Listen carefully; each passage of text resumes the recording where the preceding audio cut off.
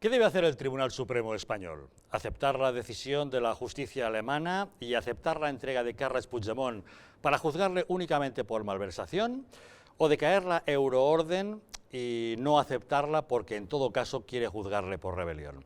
La verdad es que el juez Llarena tiene un problema, pero da la impresión de que está por la labor de no aceptar esta decisión alemana que viene a poner en cuestión muchas cosas: la soberanía española, la solidaridad entre los socios comunitarios, el hecho de que si un país como España solicita a un prófugo que se encuentra en Alemania para juzgarle por un delito cometido en nuestro país, el socio lo entregue sin más. La verdad es que se abren muchos interrogantes. ¿Ustedes qué harían? ¿Aceptarían, a cambio de que Puigdemont vaya a la cárcel, juzgarle únicamente por malversación, teniendo en cuenta que sus subordinados serán juzgados por un delito más grave, por el de rebelión? ¿O preferirían dejarle y en todo caso, si se le ocurre poner un pie en España, ya le detendrá la policía? La verdad es que es una decisión difícil, pero está capitalizando la atención judicial y política en nuestro país. Nosotros debatiremos esta noche acerca de este asunto y también seguiremos muy atentos a las primarias en el Partido Popular, por supuesto, y a las prioridades del gobierno de Pedro Sánchez. Ayer les hablamos de algunas: el tema de la religión, el tema de la educación, el tema de demonizar a la derecha sacando a pasear a Franco, el Valle de los Caídos y lo de siempre. Hoy hablaremos con esa guerra que han iniciado contra el combustible diésel y contra las centrales nucleares. Y una cosa más: esta noche hablaremos de la conversión que ha experimentado Pedro Sánchez. ¿Recuerdan? Nuestro presidente del gobierno, aquel que decía que no rendiría pleitesía a Donald Trump, a Estados Unidos, que no aumentaría la inversión en gastos de defensa, ha sido ir a la cumbre de la OTAN en Bruselas, buscar la fotografía con Donald Trump, aceptar subir nuestro presupuesto al 2% del PIB en inversión para defensa y, si es necesario, pues mucho más. En fin, asuntos que tenemos esta noche ocasión de debatir aquí en Distrito Televisión. Bienvenidos a Los Intocables.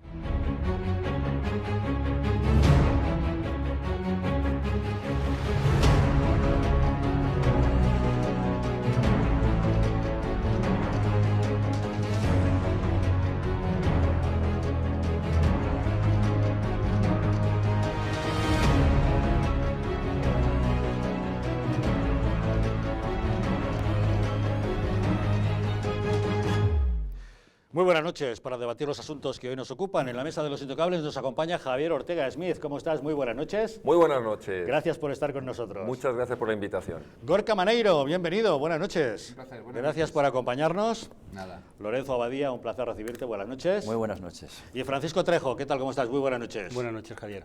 Bueno, la verdad es que el juez Llarena tiene un problema, aunque da la impresión de que tiene bastante claro lo que debe hacer. Él ha acabado toda la instrucción del tema del intento de golpe de Estado de los separatistas en Cataluña, tiene a una serie de reclusos en prisión preventiva y a otros fugados. Resulta que, solicitada la euroorden para que Alemania pudiese entregar a Carles Puigdemont, el Tribunal Regional de Schleswig-Holstein ha contestado que sí, que seguramente Puigdemont es un presunto delincuente, que ha cometido un delito en España, que está dispuesto a entregarle, pero eso sí, únicamente por el delito de malversación, cuando en España el juez tiene interés en juzgarle por un delito de rebelión o de sedición. La gran pregunta es: ¿acepta esa entrega y le juzga únicamente por malversación? A fin de cuentas, ustedes recordarán, a Al Capone le metieron en la cárcel no por asesinatos, sino por un delito fiscal. A fin de cuentas, de lo que se trata es que el delincuente esté en la cárcel. Pero ¿dónde quedan los principios y la demostración al mundo de que la asonada cometida por los separatistas catalanes es grave y que por tanto deben ser juzgados por esa amenaza que han hecho a la unidad nacional, no por un delito menor? Es un tema complicado, pero el caso es que los separatistas catalanes han interpretado esto como una victoria. Consideran que lo que ha dicho la justicia alemana no es que Puigdemont es un delincuente que debe ser juzgado en España por un delito, pero otro no se corresponde con su legislación. Ellos entienden que Alemania viene a decir que las acusaciones contra Puigdemont son una falacia inventada por el Estado español. Por eso hoy mismo Quim Torra ha dicho que Carles Puigdemont debería estar aquí, en Catalunya, con su familia y con los suyos, en libertad. L'any passat va ser el president Puigdemont qui va fer la presentació d'aquesta memòria i, com sabeu perfectament, doncs ell no és avui aquí i hauria de ser-hi. I siguin les meves primeres paraules, doncs, per reivindicar que un home lliure hauria d'estar en llibertat i hauria d'estar a Catalunya i amb els seus amics i amb la seva família. Y ante esta situación, la verdad es que hay que reconocer que el gobierno español está reaccionando de una manera bastante tibia. Ayer Pedro Sánchez decía que no entraba a valorar la sentencia, hoy la vicepresidenta Carmen Calvo ha venido a decir lo mismo, que no entran a valorar sentencias, por lo visto en esta ocasión no lo hacen, y que a fin de cuentas lo único importante es que Puigdemont pueda responder ante la justicia española. Solo podemos decir dos cosas, que así como no nos pronunciamos nunca sobre lo que acontece en la justicia española, tampoco lo hacemos en lo que acontece en la justicia de otro país, como es Alemania y del que formamos parte conjunta en la Unión Europea, lo que no quita para que nosotros deseemos, como no puede ser de otra manera, que la justicia española pueda trabajar también con nuestro derecho, con el derecho interno de nuestro país, con la situación más normal posible para sacar adelante un proceso y una causa que todos conocemos y que es también parte del trabajo de la justicia española. La verdad es que de todas las declaraciones que hemos oído hoy, el único que ha puesto un poquito de cordura ha sido Ferran Pedret, el portavoz adjunto del PSC en el Parlamento de Cataluña, que es el único que ha centrado de verdad el tema y ha dicho que el tribunal alemán se ha pronunciado solamente sobre la correspondencia del delito de sedición con el delito de alta traición en Alemania, pero que en ningún momento ha dictado ninguna sentencia con respecto a los delitos que haya podido cometer Puigdemont. Bueno, pues como decíamos, expresamos el máximo respeto respecto a la decisión del tribunal alemán, como hemos hecho siempre respecto a los tribunales de cualquier país.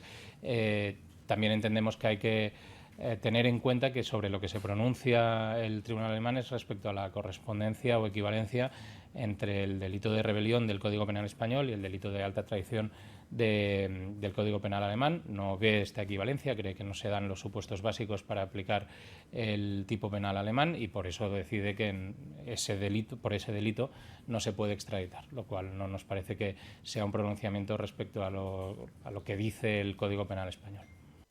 La verdad que ahora es que la pelota está sobre el tejado de la justicia española. Es el juez Llarena quien debe decir qué es lo que hace y da la impresión por el momento de que no está por la labor de aceptar la entrega de Puigdemont para ser juzgado solamente por malversación. Don Javier, ¿qué le parece?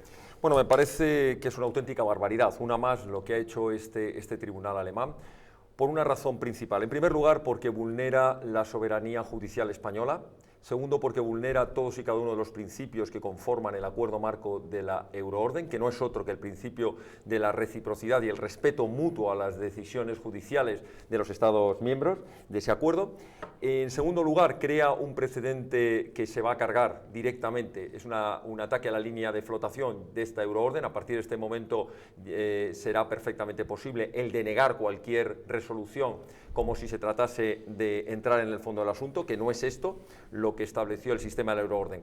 Y sobre todo crea una situación de una falsa victoria para los golpistas. Ellos creen que con esta situación se les va a poder juzgar de manera más favorable, es decir, que van a tener un mejor derecho penal, precisamente los que se han fugado y no se han puesto a la decisión de la justicia española, que los que han salido huyendo. Nosotros hemos presentado ya un escrito al magistrado instructor solicitando que se revoquen todas las peticiones de euroorden para todos aquellos países que vayan dictando resoluciones, porque todavía queda Bélgica, puede venir de Escocia también, todos aquellos países que denieguen la entrega en su plenitud de imputación, es decir, por los delitos que se ha solicitado, para que se nos entienda, por el delito de rebelión, por el delito de desobediencia y por el delito de malversación de fondos públicos.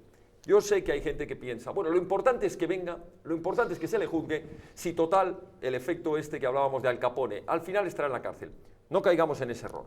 El tema de la malversación, aunque es verdad que agravada, como está en el caso actual, pudiera llegar hasta 12 años, la realidad es que en cuanto sea de pena menor, si el condenado termina pagando el dinero que ha malversado con las penas que queramos, con las costas y tal, en muy poquito tiempo estaría en la calle y por tanto un delito tan grave como ha sido dar un golpe de Estado por rebelión se acabaría penando o acabarían teniendo una pena muy restringida. Por tanto se producen dos efectos gravísimos si aceptásemos que nos entreguen algún fugado con restricción de la penalidad. En primer lugar, la impunidad de delitos gravísimos, que no tenemos por qué aceptar que salgan impunes de delitos como de rebelión, etc. En segundo lugar, se produciría un efecto cascada. No nos olvidemos que estamos en una organización delictiva. Ha quedado perfectamente acreditado, no porque lo diga esta acusación popular de Vox, porque lo han dicho todos los informes de la Guardia Civil, porque lo ha dicho la Audiencia Nacional. Estamos ante una organización delictiva. Si al máximo responsable, en este caso Puigdemont, si a las máximas cabezas de esa organización delictiva se permite que vengan a España y que sean juzgados por delitos menores, todos los que están por debajo en el escalafón nunca podrían ser condenados por delitos mayores. Por tanto, y con esto termino, nosotros desde la acusación popular de Vox ya hemos solicitado al magistrado que en el caso de Alemania, si se confirma lo que de momento, porque no hemos visto la resolución del tribunal alemán, si se confirma que nos van a entregar a Puigdemont con la restricción de la imputabilidad, es decir, solamente por el delito de malversación, que se renuncie a la euroorden y que Puigdemont no venga a España. Que venga o bien cuando sea detenido, si es que va a otro país, que sí acepte la euroorden, o bien cuando no le quede más remedio que venir a España y pueda ser detenido aquí por la policía española. Don Gorka. Bueno, el objetivo no es que este personaje, el señor Puigdemont, entre en la cárcel, ¿no? El objetivo no es ese, el objetivo es que se le juzgue por una serie de delitos que consideramos ha cometido en España, es decir, malversación,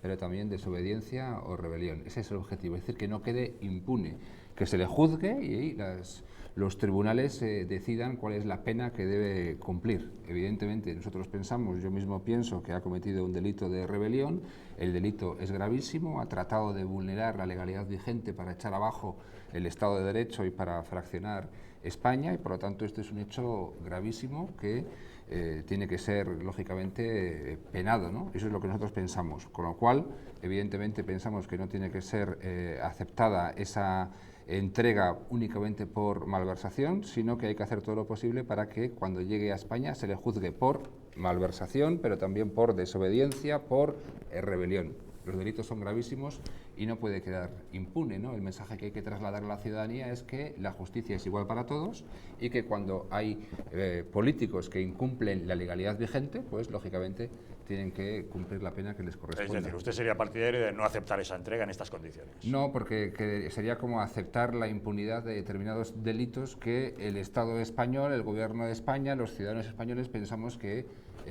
ha cometido. Y uno de los más graves delitos que se puede cometer en un país es tratar de echar abajo precisamente ese país, España en este caso, a través de un golpe de Estado.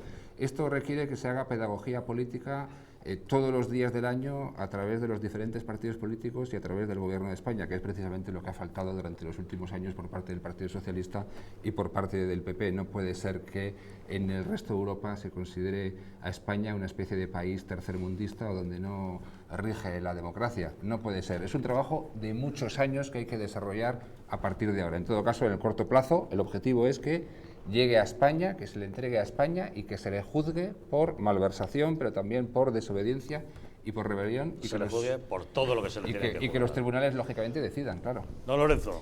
Bueno, yo no puedo estar más de acuerdo con mis dos predecesores, obviamente. No hay un delito público de mayor gravedad que un golpe de Estado, que luego se puede tipificar o con una sedición o, en nuestro caso, con una rebelión. Por lo tanto, no ha lugar, desde el punto de vista de la judicatura española, el prescindir de dicho delito y volverlo cual un Al Capone cualquiera, poder juzgarlo en España. Yo creo que el señor Puigdemont, sus delitos revisten una gravedad incluso superior a la del gran capo y que, por lo tanto, porque afectan absolutamente a todos los españoles y, lo que es más importante, a la nación, es decir, aquella sobre la que se fundamentan las libertades y nuestros derechos. No podemos olvidarnos que sin el fundamento de la nación no existe ni siquiera el Estado, mucho menos una Constitución, y por lo tanto la garantía de todos los derechos. Para mí sería inadmisible.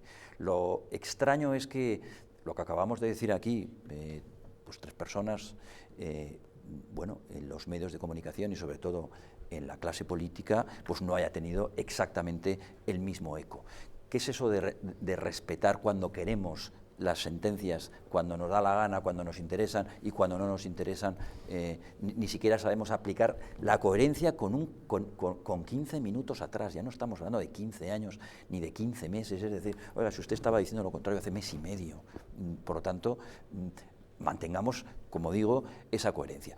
Y por otro lado, termino por no hacerme repetitivo con mis predecesores, esto tendría que sentar un precedente clarísimo en Europa, porque nos hemos cargado el acuerdo Schengen, y el acuerdo Schengen al final es la base, junto con una serie de libertades más y de derechos, de la Unión Europea. ¿Para qué sirve la Unión Europea si a un delincuente 15 metros más allá de una frontera o 1000 kilómetros más allá de una frontera se le puede simplemente Esto mantener, pone en cuestión prescindir, la libre circulación de ciudadanos, de mercancías, puesto que hay impunidad respecto a los que delinquen. Claro, lo que está poniendo en tela de juicio esto es precisamente la Unión Europea. Habrá que revisar todo esto. Don Francisco. Yo entiendo que el juez Llarena rechazará el contenido, esta resolución del tribunal alemán, ¿no?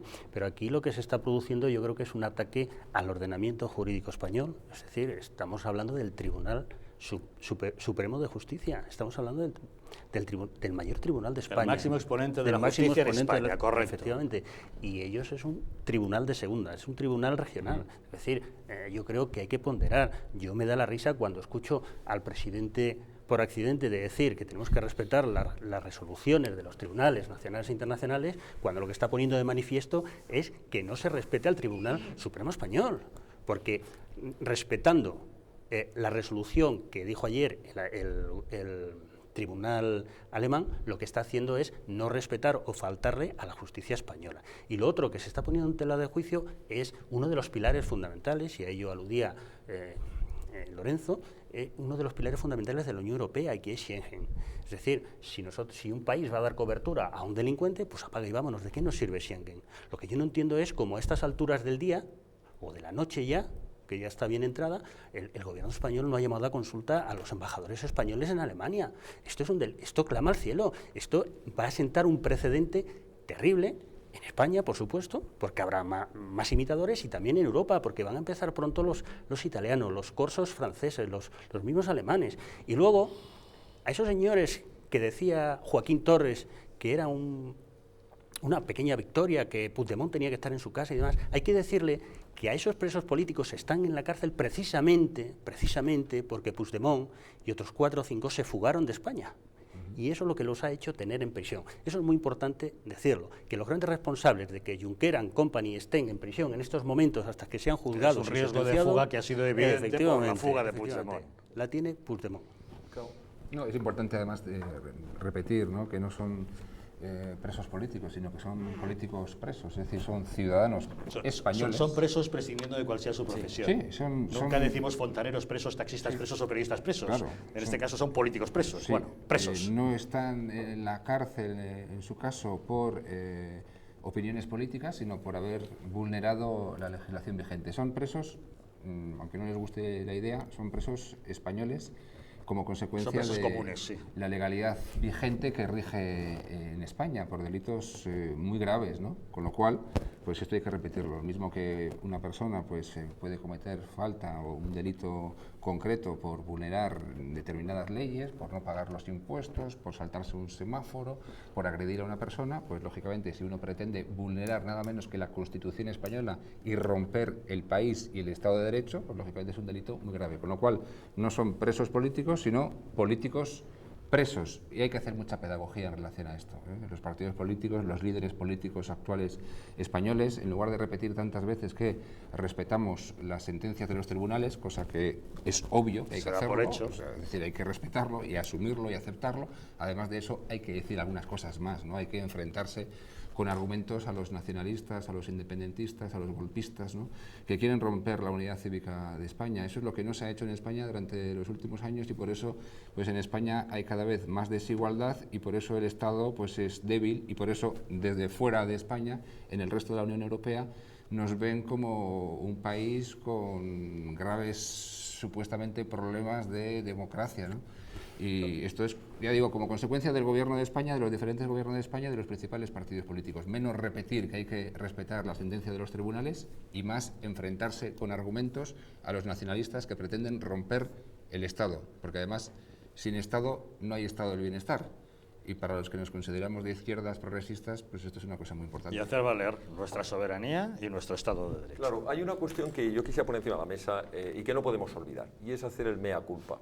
Claro, coincido con Trejo, coincido con todo lo que se ha manifestado, pero especialmente cuando dice que ha habido una falta de respeto por parte de los tribunales alemanes y el belga. Por cierto, el belga acostumbrado a amparar allí como refugio de terroristas, ¿no? Por eso está Boyer por allí permanentemente. Pero quiero decir que es verdad que existe una falta de respeto absoluta, una vulneración, como he comentado antes, de la propia norma europea. Pero tendríamos que hacer un poco, o tendrían algunos que hacer un poco de autocrítica. ¿Por qué ocurre esto? Cuando el presidente del gobierno de una nación, que debe ser el principal garante de los derechos y obligaciones, el mayor defensor de su imagen interna y externa, recibe en el Palacio de la Moncloa a un personaje siniestro, como es el tal Quim Torra, un xenófobo, con un lazo amarillo, que significa que en España no hay garantías de derecho, que en España hay presos políticos y que en España los jueces meten en prisión provisional, juzgan por cuestiones políticas y lo reciben en el Palacio de la Moncloa sin haberle dado una patada y haberle dicho fuera de la casa del gobierno de España. Cuando el director de la prisión donde han sido trasladados en Cataluña los procesados que están en prisión provisional, les recibe con un lazo amarillo en la solapa. Y cuando en las propias televisiones públicas nacionales, Televisión Española, se permite que vayan a entrevistas personajes, bien sean diputados de PDeCAT, bien sean portavoces de cualquiera de estos grupos separatistas y golpistas que tenían que estar ilegalizados todos, como lo están en Alemania, o como lo están en Portugal, o como lo están en Francia, simple y llanamente por ser partidos cuyo objetivo es dar un golpe de Estado permanente y además aprovechándose de las instituciones. Cuando en España, he puesto 3 ejemplos, en el gobierno, en una televisión pública y en un centro penitenciario, se permite que vayan haciendo apología del desprecio al Estado de Derecho, ¿cómo podemos pedirle a las instituciones europeas que nos respeten? Hay un principio básico, el que no se respeta a sí mismo es muy difícil que se respete. Y segundo tema que quería poner encima de la mesa, el tema de las presiones. Nos consta que a través del sistema que se estableció en el acuerdo marco de Eurojust, de los distintos jueces de enlaces y fiscales de enlace, hay otra labor que hacen todos los países, que es la labor diplomática, de ejercicio diplomático, para que estas cosas no ocurran. Y ha brillado por su ausencia. No voy a echarle la culpa al gobierno actual que acaba de llegar, le echo la culpa al gobierno de Mariano Rajoy, que no ha hecho ninguna labor diplomática de presión del lobby diplomático para que estas cosas no ocurran. Algo tan sencillo como decir, mire usted, como sus tribunales mantengan esta posición, España se retira del acuerdo Schengen y España no vuelve a entregar. Por cierto, hemos entregado en los últimos años, más que ningún otro país, prófugos que nos solicitaba la justicia alemana precisamente y la belga. Señores, se acabó, no se entrega uno más porque ustedes nos están despreciando. Pero en cambio sí han tenido y sí han permitido desde el gobierno presiones a la Fiscalía, presiones a esta acusación popular, presiones al magistrado instructor, esas cloacas del Estado que permanentemente están presionando para que rebajemos, como dicen ellos, la presión sobre los golpistas. Pero esto hay que hacérselo mirar. Pero es que, Javier, yo creo que hay una cuestión de fondo en esta cuestión, que es lo siguiente. Lo que estamos viendo, cuando llamábamos a Sánchez presidente por accidente, yo creo que presidente por accidente fue Zapatero. Sánchez es presidente por peaje o por el último peaje o el presidente de la última estación, yo ya no sé cómo llamarle. Pero en todo caso, lo que quiero decir es que lo que representa Sánchez en este momento es ya la paroxia o la última fase del Estado de las autonomías unido al sistema parlamentario que tenemos. Es decir, esto empezó con vamos a ceder el 30% del IRPF, luego siguió con, bueno, no pasa nada porque les modifiquemos el estatuto casi como quieran, admitiendo un chantaje detrás de otro, un chantaje detrás de otro.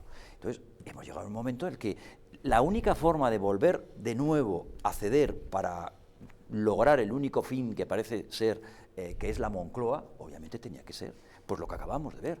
Y vosotros pensáis que esto solamente sería capaz de hacerlo el señor Sánchez, estaríamos equivocados. Cambiando de persona, habremos cambiado el problema. Yo el momento es el que he visto hacerlo, ¿no? Hoy es un día muy significativo, hoy se cumplen 21 años desde que ETA mató a Miguel Ángel Blanco y tenemos un presidente instalado en Moncloa que ha llegado con los votos de los cachorros de ETA, Claro. con los votos de los que amamantaban a ETA, con los votos de los neocomunistas, y con los votos de los separatistas y secesionistas. Bien, es verdad que esto también no es de hoy en día ni de ayer.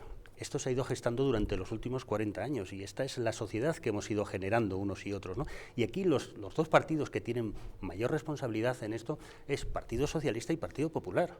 Partido Socialista y Partido Popular porque han cogido a los nacionalistas durante todos estos 40 años y los han utilizado como muleta. Los han utilizado como muletas para poder tener sus mayorías, para poder tener bueno, pues sus complicidades, ¿no? Es un problema endémico que tiene el país junto con la corrupción, ¿no?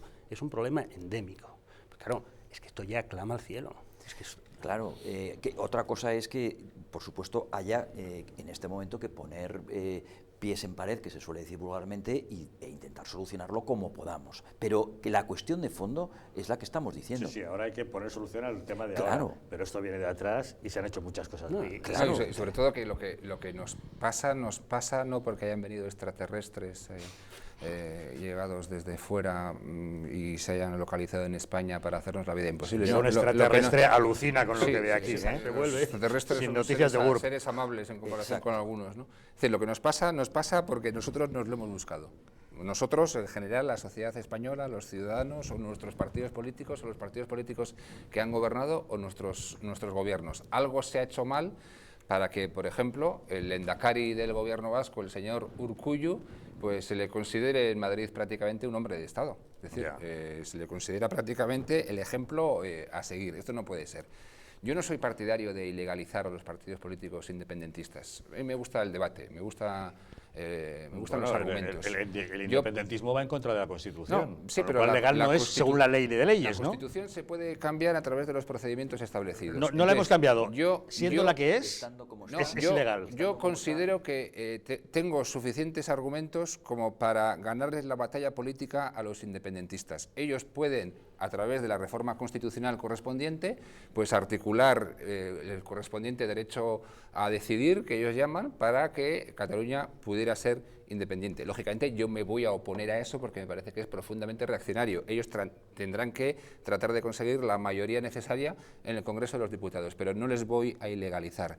Las acciones que lleven a cabo y que sean vulneradoras de determinados derechos o de determinadas leyes, habrá que denunciarlas y llevarlas ante la justicia. Pero por el hecho de que alguien quiera alcanzar la independencia de una parte del territorio, yo por eso no les voy a ilegalizar. Prefiero argumentar, prefiero oponerme claramente a sus propósitos, que es precisamente lo que en España no se ha hecho. Pero eso me En parece España- muy buena ¿y de qué? voluntad, ¿Y de pero qué? insisto, No, buena voluntad, es que una vez, es una la vez base para hayamos ganarles la cambiado la batalla. Constitución en esos términos, de acuerdo que sean legales, pero hoy por hoy Sí, los sí, no, partidos no, es que yo me opondré a que se cambie la independentistas Constitución. deberían ser ilegales porque van en contra de la ley fundamental No. española que es la Constitución. Los hechos cometidos por estos partidos políticos que vulneren la ley será lo que habrá que juzgar. La vulneran con Ellos la Constitución. No, ellos pretenden llevar a cabo algo que a través de la Constitución actual No, la es primera imposible. la primera acción política ¿Y de un partido qué es lo que han hecho? su formación. No, pero es decir, es tú su mira los constitución. estatutos, Que no, por cuando, ejemplo, los, de esta- ellos. cuando los Mira, estatutos, ya eso me estoy refiriendo. Esa es la primera acción Sí, sí, política la- de un partido político, aunque esté en fase de constitución, hasta que los crea, los Sí. inscribe, etcétera, etcétera. Cuando los estatutos de un partido político, y no hace falta ni siquiera crear una ley para ilegalizar un partido político independentista. La ley ya está creada, Yo he la intentado Constitución. defenderlo en algún artículo en la prensa. Son inconstitucionales per No, se, porque van y pretenden atentan alcanzar directamente un contra el objetivo. artículo 2 de la Constitución. No, esos objetivos se pueden alcanzar a través del cambio de la Constitución. Gorka, Claro, déjame que te ¿cómo diga una cambiar la cosa. Mira, Claro, la pues sanción- a través de las mayorías Claro, a no través las de las tienen. mayorías, pero bueno. Claro, pero no solamente no las eso es tienen. posterior, hay una No, no, cuestión previa. Las naciones pueden hacer no, cualquier ellos cosa menos cometen, suicidarse. ellos cometen un delito como consecuencia de que no han respetado los procedimientos para cambiar esa Constitución. No. Por eso cometen el delito. Claro, pero ellos es que saben, Y son yo, conscientes de que y yo me, claro, son y yo, conscientes de que no yo van a me, poder yo cambiarla me opon- mediante el reglamento, claro, mediante la claro, regulación eso es oportuna. lo que nos protege. Y yo me opondré a ese cambio constitucional. Al revés, Yo quiero cambiar la Constitución para que haya más igualdad y para defender mejor la unidad cívica de España. Sí que el problema es que ellos no solamente han ido contra la unidad española o de toda España, sino contra ellos mismos. Ellos han cargado el propio Estatuto de Funcionamiento del Parlamento, Parlamento catalán, se han cargado el propio Estatuto. Pero eso es más superficial. Bueno, pero es más superficial, pero ellos han empezado por algo. Sí, ellos han empezado por algo, porque luego iban a trofeo ganador, ¿sabes? Iban a trofeo de oro. O sea, Gorka entonces tendría razón. En lo que no la tiene a mí, modesto entender, por supuesto, es en cuanto a que una Constitución, y mejor dicho, un Estado, está creado y formado por una unidad política que es absolutamente indivisible. En el caso nuestro es la nación española. Sí. Lo queramos o no lo queramos, fijaros lo que os digo. O sea, yo me muestro siempre completamente en contra de que aquí haya un referéndum para decidir si somos españoles o no, qué parte somos, y por tanto, si somos perros, helados de chocolate. No. Hay cuestiones que las naciones son hechos existenciales, de existencia colectiva, si lo quieres decir así. Pero no son cosas que tienen que ver, como decía Ortega, con la subjetividad. Yo no soy español porque me considere español, yo soy español porque soy español. Como soy un ser humano, no porque me considere un hombre, no, porque soy un ser humano, no por otra cosa. Entonces, lo dice la Constitución. Aquello que atenta contra la naturaleza íntima de una unidad política es absolutamente ilegal o inconstitucional o ilegítimo. Los actos son ilegales. No, es que el propio acto de constituirse contra eso es un acto político completamente ilegal. La pretensión no, pero desde la legalidad. Claro, desde la legalidad. Por eso están en la cárcel. Pero te insisto, o van a estar. La premisa es que el axioma inicial es si la Constitución lo prohíbe, deberían estar ilegalizados. Una vez cambiada la Constitución ya podrían ser legales, pero hoy por hoy no deberían ser. La Constitución no prohíbe que haya partidos políticos que tengan como objetivo una serie de... puesto que sus objetivos van en contra de lo que dice la Constitución. A través de los procedimientos legales establecidos... Respetarán la Constitución, dicen los partidos políticos. Tienen que respetarla, si no... El problema no está en la Constitución. No, es previo. El problema, como hay que enfocarlo desde nuestro punto de vista, es entender lo que es la Constitución. La Constitución es una norma jurídica. Por cierto, llevamos 17 normas jurídicas, tampoco nos vayamos a creer que hay que ponerle un altar. Las constituciones se hacen, se cambian, se modifican, son la norma jurídica que regula el Estado. Pero por encima de la Constitución, por encima de la Constitución está la nación española. Por eso, con muy buen criterio, los constitucionalistas en el artículo 2 dijeron que la Constitución se fundamenta. La Constitución se fundamenta, no la nación española se fundamenta en la Constitución. La Constitución se fundamenta en la indisoluble unidad de la nación española, patria común indivisible de los españoles. ¿Qué quiere decir esto? Que nada se puede aprobar en la Constitución si atenta contra la propia nación, de la que emana los poderes. ¿Y qué poder emana?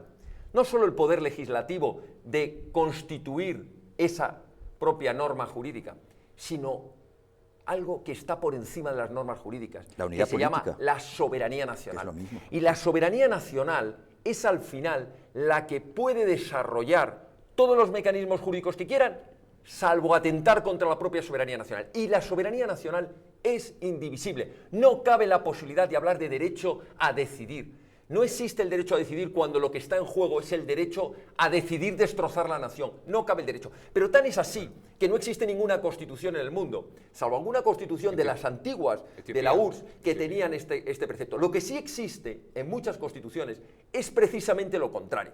Me estoy refiriendo a la Constitución, por ejemplo, ya que se suele decir, hombre, fijémonos en nuestro entorno. Pues fijémonos en nuestro entorno. ¿Cuál es el entorno más cercano que tiene España? ¿Portugal? Lo prohíbe la Constitución portuguesa. Dice expresamente, no puede haber partidos políticos cuyos fines no sean, fijaos lo que dice, no dice ni siquiera separatistas, fijaos lo que dice que no tengan ámbito nacional. Nos vamos a la francesa, tampoco permite dice expresamente, no se permite ningún partido político que atente contra la República Francesa. Y paradigmáticamente la alemana. Y ahí es donde iba a llegar, la he dejado como el postre para el final. Ahí va la alemana. Y la alemana tiene un artículo, quiero recordar que es el artículo 22 de la Ley Fundamental de Bonn, que fue copiado solo en parte, curiosamente, que es nuestro artículo 6, donde dice que los partidos políticos conformarán el pluralismo político, tendrán un fundamento democrático, eso democrático se lo han pasado por ahí, y decía el punto segundo, dice el punto segundo de ese artículo de la Ley Fundamental de Bonn, cualquier partido político que en sus objetivos, lo que decía Lorenzo de si lo dicen en los estatutos, o en sus fines, es decir, en sus hechos, en la ejecución real. Aunque yo puedo hacer unos estatutos que digan respetaré completamente la unidad de España, pero si luego en mis actos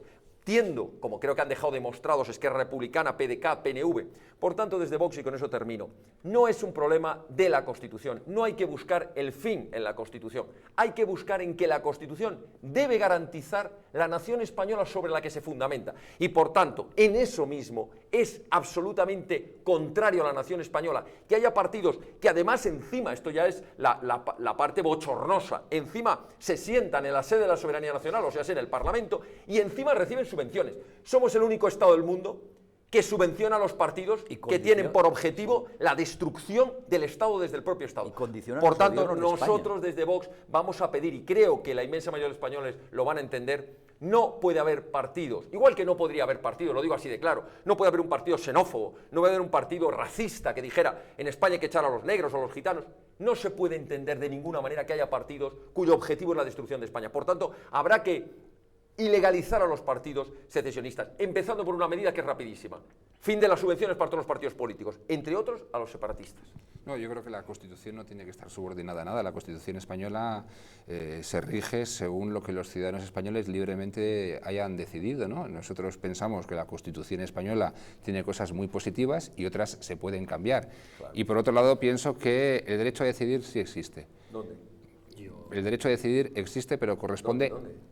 El derecho a decidir existe y corresponde al conjunto de los ciudadanos españoles, al conjunto de los ciudadanos españoles. Y lo que los nacionalistas están reivindicando en Cataluña y en el País Vasco es precisamente lo contrario, es que no decidan el resto de los ciudadanos españoles en relación al futuro de su supuesto territorio. Entonces, en lugar de insistir tanto en que el derecho a decidir no existe, es mejor argumentarlo de manera positiva. El derecho a decidir sí existe, pero corresponde al conjunto de los ciudadanos españoles. Es decir, España será lo que los españoles decidamos. Pero no y Cataluña, País Vasco, en función, no Madrid, Andalucía, claro, en función de sus competencias,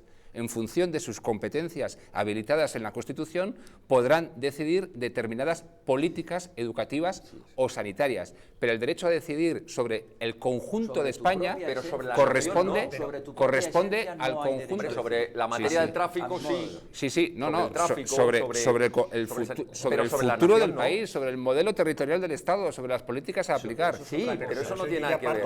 Claro, no, pero hay que decir, no, pero es que en lugar de decir, como yo he escuchado muchas veces también en el País Vasco, el derecho a decidir no existe, el derecho a decidir sí existe. Ellos no defienden el derecho a decidir, ellos defienden que haya ciudadanos españoles que no puedan decidir sobre el futuro de una parte del territorio. No, es que manipulan el mensaje y nos terminan engañando y nos terminan confundiendo. Eso es un eufemismo sobre el derecho de autodeterminación, que al final es otro eufemismo sobre el derecho a la independencia. Perdón un momento. No, eso no. Colonización, que es lo que dijo Naciones Unidas. Unidas. Claro, es que viene de allí. Esto viene del principio de las nacionalidades, derecho de determinación.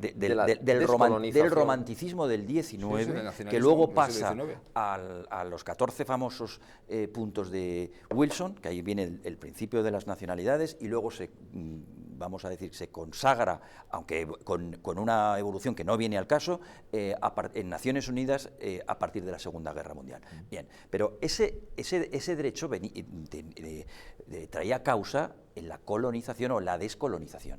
No hay lugares donde se vulneran gravemente los derechos Kosovo, humanos, etcétera, etcétera. Pero no hay el derecho de autodeterminación de los pueblos, no existe. En los pueblos europeos, en los que tenían ya su propia unidad, no existe. Yo digo siempre una cosa: lo que existe son los hechos. O sea, usted declare la independencia.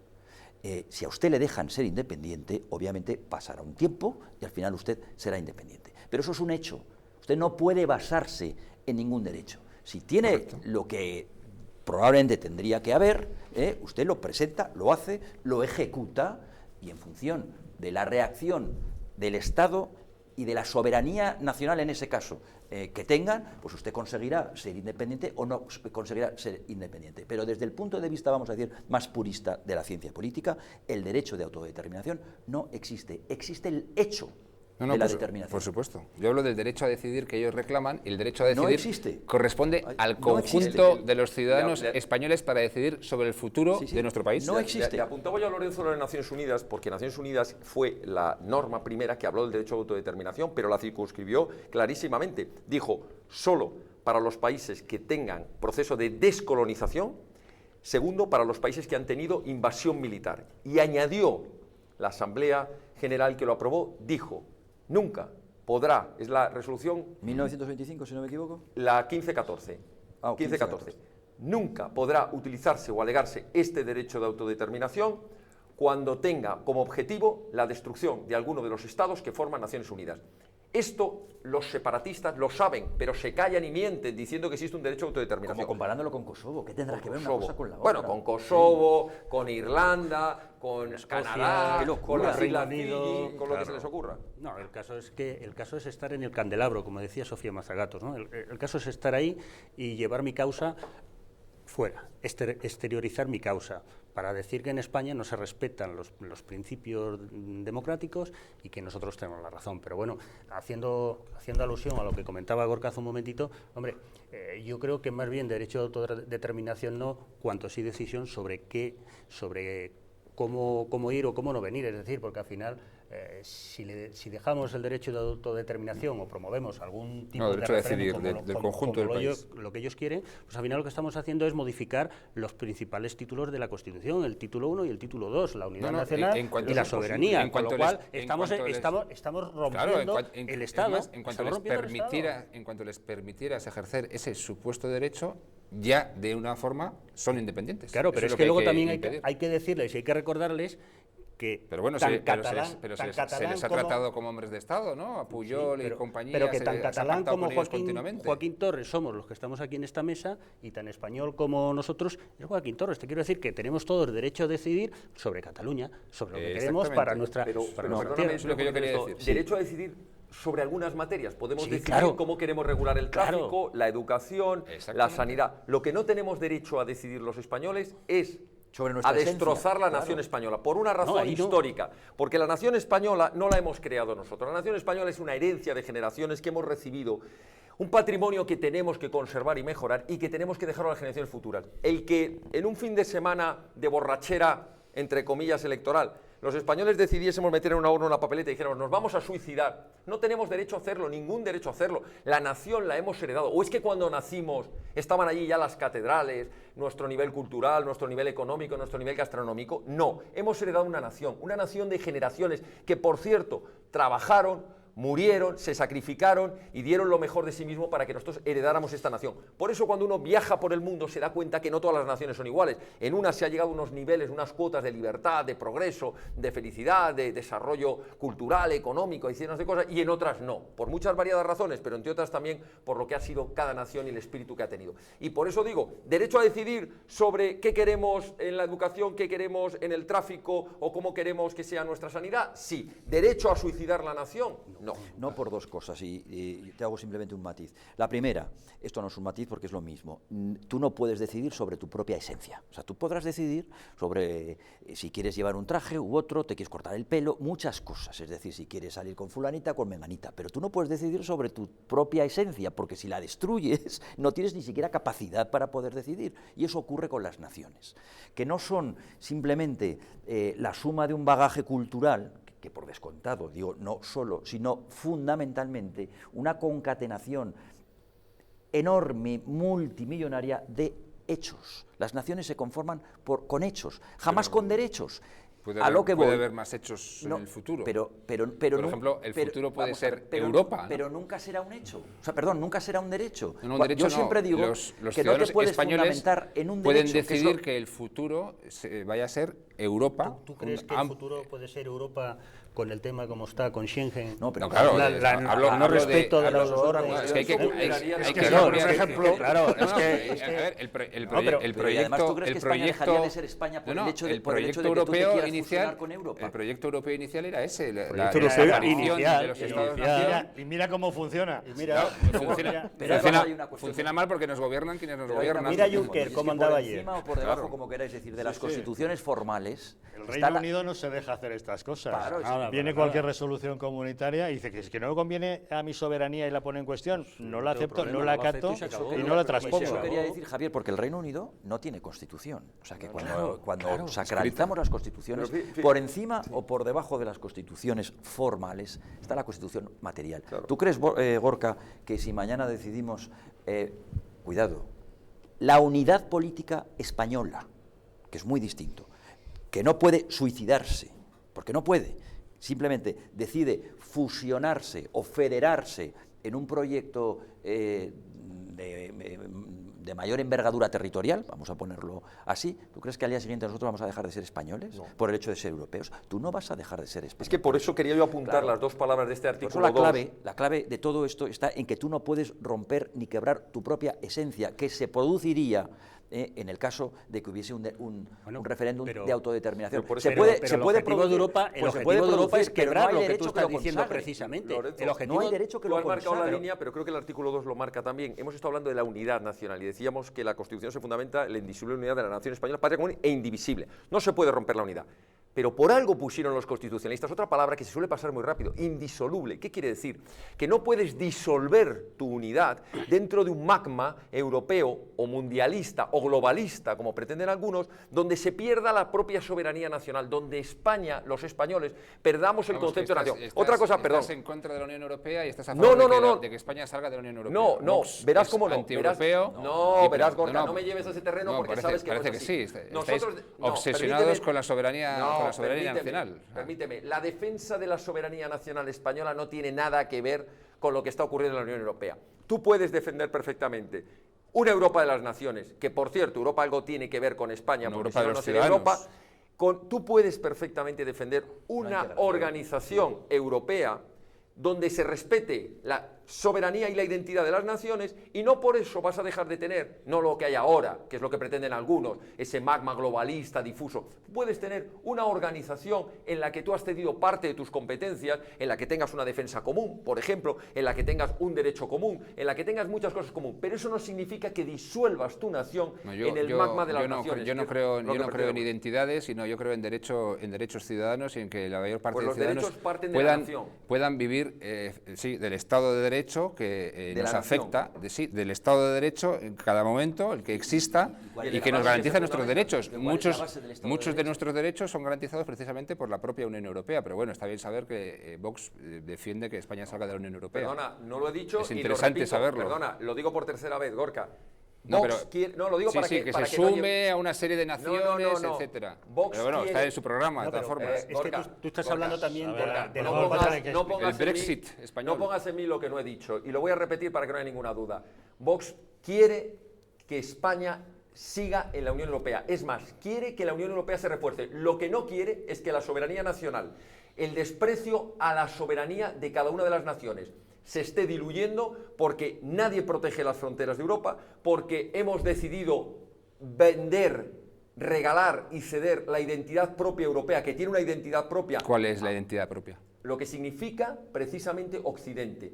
Viene de la herencia grecorromana, judeocristiana y el humanismo cristiano. Perdona, las leyes que nos damos libremente. No, las leyes no. Las leyes que nos damos libremente. Está por delante. Eso tiene una tradición. Eso tiene una tradición, eso no nació ayer. Estáis en contra, estáis por encima de las leyes. Hay cosas más importantes que las leyes, que son la tradición, la herencia de siglos, etcétera. Son las leyes. Las leyes pueden cambiarse. Las leyes pueden cambiarse y gracias a y muchas hay que cambiarlas, además. Las leyes pueden cambiarse, la Constitución se puede cambiar, es bueno cambiarla. No hay nada sagrado. La unidad de la nación española sí. No hay nada sagrado, ni siquiera Vox es sagrado. Bueno, interesante debate hablando. Se pueden cambiar, ¿no? Bueno, es igual, ellos siguen, yo sigo con ustedes, no. Ellos siguen a lo suyo, yo sigo con ustedes, porque el debate es de lo más interesante. La verdad es que hemos planteado la decisión del Tribunal Regional de Schleswig-Holstein acerca de entregar o no a Puigdemont a España, en qué condiciones, cómo se le puede juzgar, y fíjense la deriva que hemos tomado. Estamos hablando del significado de la Unión Europea, la soberanía de las naciones, la pertenencia o no a un club más grande, en fin, evidentemente todas las opiniones son respetables, pero bueno, tenemos muchos otros temas que abordar, por ejemplo, el proceso de primarias en el Partido Popular, o sea que pequeña pausa y entramos con ello.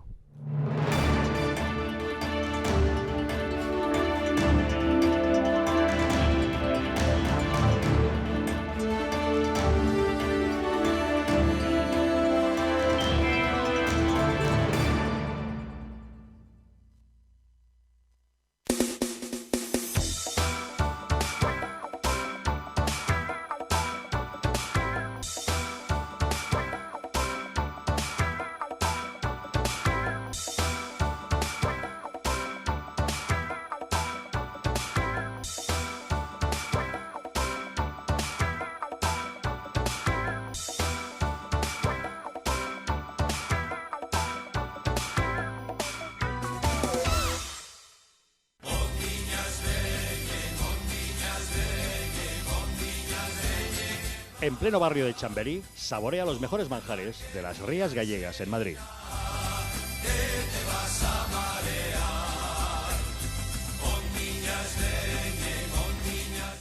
Restaurante Villafoz, el mejor sabor de Galicia en Madrid. Te esperamos en la calle Gonzalo de Córdoba, número 10. Teléfono para reservas 91 593 88 71. El que no ama a su patria, no ama nada. Grandes traidores a España, desenmascara a los Judas que la historia ha convertido en héroes. Un pueblo puede sobrevivir a sus enemigos, pero no a la traición de sus gobernantes. ¿Por qué en nuestras escuelas los más infames, genocidas, racistas y sediciosos son venerados como auténticos héroes? ¿Por qué personajes que pretendían el exterminio de los españoles son homenajeados con plazas, calles y colegios en España?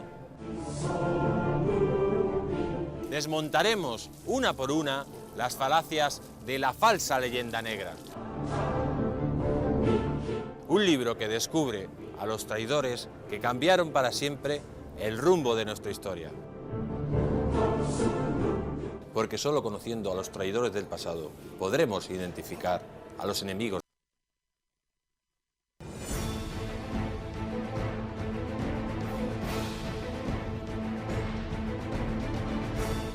La España, nación de naciones, va a llegar.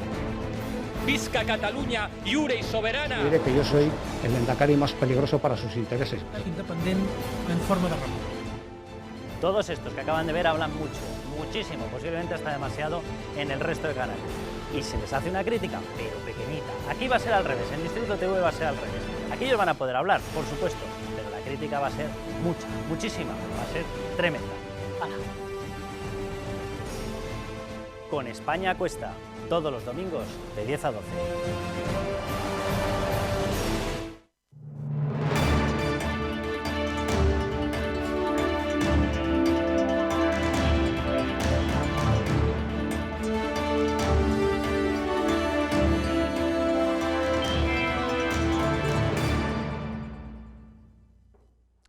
En la crónica política nacional seguimos muy pendientes del proceso de primarias en la que se encuentra metido el Partido Popular. Hoy el presidente del comité organizador del Congreso Extraordinario, Luis de Grandes, ha comparecido ante los medios de comunicación para dar detalles acerca de cómo discurrirá o cómo está preparado ese Congreso de los días 20 y 21. Ha dicho que la imagen de este Congreso es un tronco común. Ha buscado una referencia bastante clara, un tronco común de todos ellos. Ha dicho que, bueno, que hay gente que critica que no se están debatiendo ideas y valores. Dice que los valores del Partido Popular son inamovibles y que este Congreso extraordinario, que para otra cosa están los ordinarios, no es para debatir de ideas sino de personas, pero que en todo caso las personas tienen ideas y que lógicamente en esta campaña pueden defenderlas. Es un partido nuevo, es un partido que está basado en principios inamovibles de defensa de la libertad, de la igualdad, de la solidaridad, de la igualdad de oportunidades, y que gira en torno a la persona, a su dignidad y sus valores. Esos valores son inmutables. No vamos a discutir en este Congreso sobre nuestros valores. Digo porque no es un Congreso ordinario, no hacemos una revisión de nuestras ideologías, pero eso no empece en absoluto a que los candidatos puedan en sus discursos, como lo han hecho a lo largo y ancho de España, en la defensa de sus posiciones, hacer defensas y propuestas ideológicas. Todo eso está bien. Es decir, yo, en la comisión organizadora, lo que ha exigido es que se respetaran las normas de las que somos todos coautores. Eso no se puede modificar hoy. ¿Y qué pasa con los candidatos que optan a la presidencia del Partido Popular? Bueno, pues que cada uno sigue con su cantinela propia. Soraya Sáenz de Santamaría insiste en que lo que ella quiere es una candidatura de unidad. Quiere que Pablo Casado se sume a su proyecto, que han hablado varias veces por teléfono, que ella lo que quiere es que mantengan una reunión, que a fin de cuentas ella fue la más votada por los afiliados porque lo que quieren es que ella pilote un proyecto de unidad. Hemos hablado por teléfono en bastantes ocasiones y yo espero poder cerrar una reunión con él largo y tendido. Estuvimos el otro día juntos, pero yo quiero cerrar una reunión largo y tendido para hacer juntos un diagnóstico de la situación, para analizar lo que nos está pidiendo tantísima gente del partido y, si es posible, pues culminar ese consenso. A mí me gustaría que el día 21 de julio el Partido Popular fuera un partido que saliera muy unido, muy fortalecido, ganador y dispuesto a comerse el mundo en las próximas elecciones municipales y autonómicas. Los equipos están trabajando y es lógico, siempre hay que preparar todos los escenarios y yo estoy muy agradecida al apoyo que estoy recibiendo de los compromisarios y a su interés. Pero además de darme ese apoyo, todos me piden que trabaje por la unidad. Y Pablo Casado no está por la labor, en absoluto quiere sumar su candidatura a la de Soraya Sáenz de Santamaría y además desecha los comentarios de aquellos que dicen que la presidencia del PP la debería ostentar una mujer. Dice que el debate del sexo no conduce a ningún lado, que las personas valen lo que valen prescindiendo de que sean hombres o mujeres. Yo creo que ceñir esta campaña en qué sexo tiene cada candidato o en cómo tenemos que hablar de si uno es mujer o uno es hombre, creo que no conduce a ningún sitio porque es absolutamente accesorio, pero sobre todo creo que nos sitúa más en la ideología que suele mantener otros partidos como los de la izquierda. Aquí nosotros pensamos que la persona vale lo que vale y Soraya vale muchísimo, pero no por ser mujer. El tema del género, yo creo que el Partido Popular precisamente es el partido que siempre ha estado muy orgulloso de que las mujeres, por méritos propios, sin ningún tipo de cuota, ni por supuesto ningún tipo de hándicap, alcancen las cotas más elevadas de responsabilidad. Somos el primer partido que ha tenido una presidenta del Congreso, una presidenta del Senado. Interesante debate al que estamos asistiendo en el seno del Partido Popular porque seguramente Soraya Sáenz de Santamaría y Pablo Casado representan dos modelos distintos de partido en función de quién gane. Francisco, ¿no te parece? Pues sí, además de verdad, ¿no? Pero antes escuchábamos a Luis de Grande que venía a decir que estamos en un momento en el que no hay que discutir valores. Yo creo que si precisamente algo tiene que discutir el Partido Popular es valores, es recuperar sus principios, es decir, un partido de centro de derecha como es el Partido Popular, que en estos momentos está en la socialdemocracia y que ha perdido casi 4 millones de votantes, si no habla de valores y de principios, lo va a tener todo perdido, ¿no? Yo sí que estoy de acuerdo con lo que dice Pablo Casado. Estoy de acuerdo en que el hecho de que haya una mujer que sea la que concurra con él no le da más derecho como tal para ser la presidenta del partido. Y luego, pues la candidatura de Soraya Sáenz de Santamaría lo que debe de respetar es los propios estatutos que se han dado ellos dentro del Partido Popular como para llegar a la presidencia de dicho partido, porque al final si hablamos de 2 rondas, tenemos 2 rondas. Si una es de afiliado, mal que nos pese y vayan 40.000 o 50.000 afiliados de 800.000 que se le suponía y la has ganado por 1,3%, que no ha sacado la mayoría del 50%, pues oye, pues te tienes que aguantar y molestarte. Claro, ¿por qué? Y luego negarte a lo que te está pidiendo la otra persona, porque al final, si este partido tiene capacidad o es posible que se regenere, tiene que venir por Pablo Casado. Tiene que venir por Pablo Casado porque es el menos manchado y es el que en los últimos días, pues está hablando de principios. Está hablando de principios, es el único que se ha atrevido a criticar cosas de las que está haciendo este gobierno, ¿no?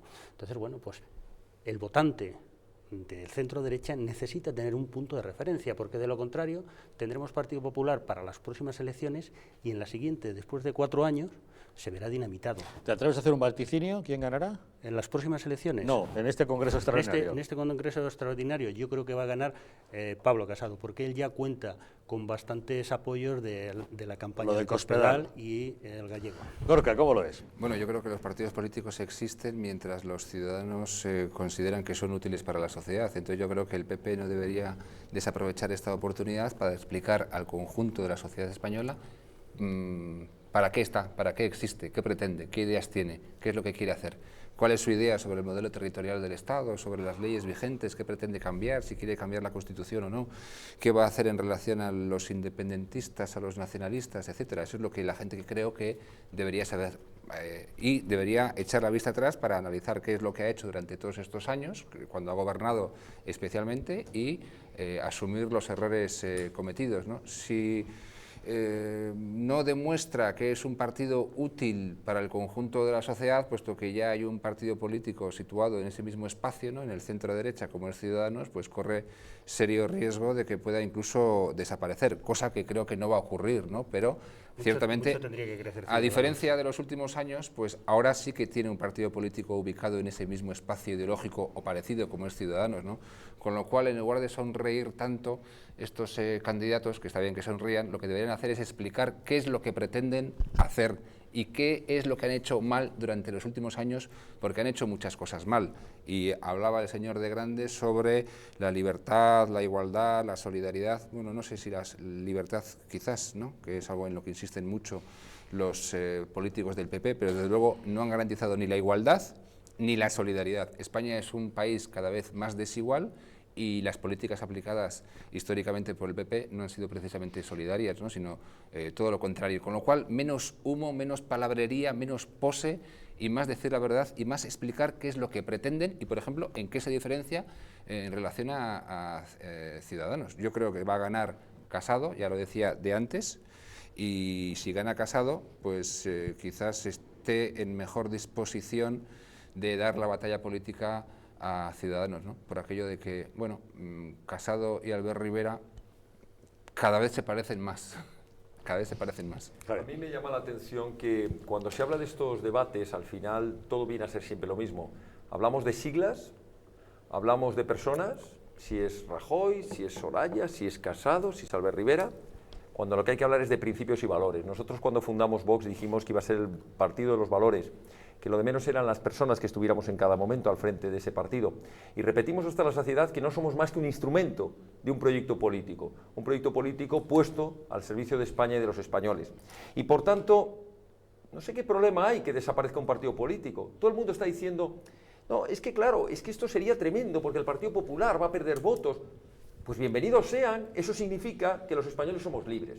Significa que los españoles, cuando una opción política ha traicionado, como ha sido el Partido Popular, ha traicionado su programa, les ha engañado, empezando por sus propios afiliados, siguiendo por sus votantes, cuando ha hecho justo lo contrario, todo lo que prometió, que dijo que iba a cambiar cuando estaba en la oposición, no lo ha hecho, y todo lo que prometió que iba a hacer cuando estuviese en el gobierno, tampoco lo ha hecho. Por tanto, ¿qué pasa con este debate que tienen interno? A mí me parece que es tanto monta, tanto, es exactamente lo mismo. ¿Qué credibilidad? Y ya entrando en concreto en los dos candidatos que están en liza, pero ¿qué credibilidad tienen cualquiera de los dos?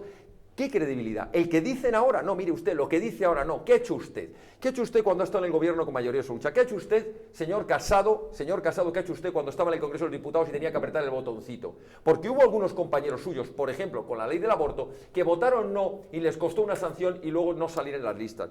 ¿Qué ha hecho usted cuando estaba en el Comité Ejecutivo Nacional? ¿Ha levantado la mano y ha dicho basta de corrupción en el partido? No. ¿Qué ha hecho usted cuando soltaban a Bolinaga? ¿Qué ha hecho usted cuando se iba Soraya corriendo a hacerle las gracietas a los golpistas? ¿Qué ha hecho usted cuando no se ha aplicado el 155? ¿Qué ha hecho usted cuando no se ha derogado la memoria histórica? Nada de nada. Sí, cobrar un sueldo y vivir del partido. Por tanto, ¿qué quiero decir con esto? Que no nos preocupemos porque haya un partido político, son unas siglas, no se preocupen los españoles. Yo sé que hay muchos votantes y muchos afiliados del Partido Popular de buena fe que dicen, hombre, es que el Partido Popular a lo mejor con este o con el otro recupera las esencias. ¿Cuáles son las esencias? La defensa de la unidad de España, que hubo una época en que el Partido Popular sí la defendía, la época en la que José Antonio Ortega Lara, por ejemplo, militaba en el Partido Popular y ahora es uno de los fundadores de Vox, la época en que había un Partido Popular en el que militaba Gregorio Ordóñez hasta que la banda terrorista lo asesinó. Ese Partido Popular que defendía la unidad de España, que no claudicaba con los terroristas, que creía en que los españoles éramos libres iguales. Bueno, pues mire usted, en Vox defendemos eso mismo. ¿Por qué tiene usted que jugársela otra vez a que le engañen? Apueste por una opción política que defienda esos valores. Lo que quiero decir, y termino, es que lo importante, creo, para todos los españoles, es que busquemos aquellas opciones políticas como instrumento político al servicio de las ideas en las que creemos. No que el fin sea, que es lo que buscan estos señores del debate. Lo único que buscan es el fin de ver cómo recuperan ellos su cuota de poder que van a perder. Están buscando una cuestión de interés personal, no de lo que es mejor para España. Es obvio que el Partido Popular hoy es un fin en sí mismo y la mejor prueba que podemos tener pues son los discursos y las declaraciones de los dos candidatos, especialmente la de una candidata que probablemente le podríamos poner cualquier sigla en la frente, cualquier sigla, y diría, sin que tuviera que decir exactamente nada distinto de lo que ha dicho. Es decir, tú le pones la sigla de Podemos, la sigla del partido de Puigdemont, por poner un ejemplo, y seguiría diciendo lo mismo, la unidad y a ganar las elecciones, porque el objetivo lo tiene clarísimo. El objetivo es ganar las elecciones. Ni siquiera, digo yo, que tiene, por decirlo de alguna forma, la hipocresía de decir, bueno, y no ha hablado ni una sola vez de un mínimo programa. Pero no puede hablar. Por otra parte, no puede hablar. Por otra parte, y de cara ya a los propios resultados, esto encierra dos sofismas. El primer sofisma, considerar estas elecciones a doble vuelta unas elecciones a doble vuelta, cuando el cuerpo electoral es distinto. O sea, esto no se ha producido nunca, jamás, ¿no? En primer lugar, o sea que llamarlo a doble vuelta... Teóricamente los compromisarios representan al conjunto. Pero tú lo has dicho muy bien. Pero por esa regla de tres, entonces tendríamos que votar los españoles cada una de las leyes que votan en el Congreso. Pero doble vuelta será sobre el mismo cuerpo electoral. Claro, sí, sobre el mismo censo. Elige el cuerpo electoral que le dé la gana. Entiendo dónde vas. Pero no puedes cambiar de cuerpo electoral, en primer lugar, ¿no? Cuestión que además lo que ha demostrado es, y sobre todo demostrará, por eso yo no estoy de acuerdo, la fuerza que tiene la estructura del partido. El aparato. Representado en los compromisarios. Por eso mi opinión, siento deciros que discrepo. Y digo siento porque lo siento, personalmente lo siento. ¿Porque crees quién va a ganar esa revuelta? Va a ganar el aparato sin lugar a dudas. ¿Y para ti quién es el aparato? Hace falta que lo diga. Soraya Sáenz de Santa María. Yo creo que Soraya Sáenz de Santa María no representa el aparato. Quien representa el aparato eso es lo que pensábamos es antes Cospedal, eso es lo que pensábamos antes de que Cospedal perdiera las elecciones. Y quien se ha criado en el aparato es Pablo Casado. Francisco, eso es lo que pensábamos antes de que Cospedal perdiera las elecciones. Me da la impresión de que aquí quien maneja el aparato es Javier Arenas, que está detrás de Soraya Sáenz de Santa María. Ahí estoy contigo al 100%. El resto son interpretaciones, creo que muy libres. Y el segundo sofisma es que, partiendo de la base de que esto nos lo tenemos que creer, hagamos un ejercicio de imaginación y creámonos que estos son unas elecciones a doble vuelta. Bueno, sí. Decir en la segunda vuelta que el partido más votado, o mejor dicho, la candidatura más votada, es la que tiene la única legitimidad para conseguir el poder o la presidencia, es deslegitimar absolutamente el procedimiento de las dos vueltas. De la doble vuelta. Es decir, si la doble vuelta se crea, porque se crea para eso, para romper con la paradoja de Arrows, que viene a su vez de la paradoja de Condorcet, es decir, aquello que decía Arrows decía, se puede dar la circunstancia de que en una democracia las elecciones al final no sean democráticas, porque acabe gobernando la persona que tiene más gente en contra que a favor, es decir, un 30% a favor, un 70% en contra, por ejemplo, el caso actual. Y por lo tanto dice, para que no se produzca eso y para que juegue de verdad la mayoría, que no son los consensos que estamos acostumbrados a ver desde la transición aquí, sino la mayoría es, o sea, la democracia es el gobierno de la mayoría. Para que siempre se produzca el gobierno de la mayoría, solo puede haber dos que acaben al final. Las primarias sirven, por decirlo de alguna forma, la primera vuelta para filtrar y la segunda para elegir, de tal manera que quien acaba siendo elegido tiene la legitimidad de haber sido revestido y votado del 51%. Pues bueno, esta señora se ha vuelto a cargar con otro sofisma la solución final. Es decir, un desastre. No, además de verdad, y además se niega literalmente a abrir un debate cara a cara contra Pablo Casado, porque al final no tiene argumentos. Es una señora que ha estado en el poder 6 años y que, como dijo Rajoy, dice, bueno, pues yo de Soraya no sé, ha estado haciendo sus cosillas y no se ha estado ocupando de lo que tenía que estar ocupándose, ¿no? Entonces, claro, ¿qué se le puede decir a esta buena señora? Cuando, por ejemplo, dijo que no se iba a celebrar el 9N, se celebró el 1N, no se celebró... principios, no los está demostrando porque no ha seguido, bueno, desde mi punto de vista, tal y como tenía que haber seguido luchando por esta unidad de España, ¿no? Y además, 2 días antes de irse, no recurrieron siquiera a los votos de Puigdemont y de Comín, los dejaron que pudieran votar. O sea, ¿qué puede hacer esta señora? Y ella tiene miedo a un debate y quedarse vacía de conclusiones. Pero yo lo que creo que el hecho de que ella haya salido ganadora de esta primera vuelta, por decirlo, de estas primeras elecciones, más que nada es porque las bases la proyectan como la líder que es capaz de enfrentarse a Pedro Sánchez. Es decir, las bases la proyectan directamente para unas elecciones, no como presidenta del Partido Popular y unificadora de criterios y principios y valores. Tampoco lo tenía muy difícil. Sí, no, claro. Con todas las televisiones a su favor. Sí, ¿no? Y el país. O sea, te quiero decir que yo creo que las bases han interpretado eso. Otra cosa es ahora lo que interprete el aparato, que como bien decía Javier, lo controla, bueno, pues Javier Arenas. Bueno, Pues veremos lo que ocurre. Nos queda apenas una semana para ver cómo acaba ese Congreso Extraordinario del Partido Popular, saber quién es el nuevo presidente de la formación, si Soraya Sáez de Santamaría o Pablo Casado. Vamos a hacer una pequeña pausa, porque además de las primarias en el PP hemos de estar atentos a algo. Apenas lleva 40 días en el gobierno y Pedro Sánchez está marcando ya las líneas maestras de lo que es su plan de actuación. Ayer les hablábamos, por ejemplo, de esa urgencia por cambiar el plan educativo, de esa agresividad contra la religión católica, de ese afán de demonizar a la derecha, para lo cual saca a pasear a Franco, el Valle de los Caídos y lo de siempre. Bueno, pero tenemos más datos, por ejemplo, respecto a su modelo energético, así que pequeña pausa y les contamos.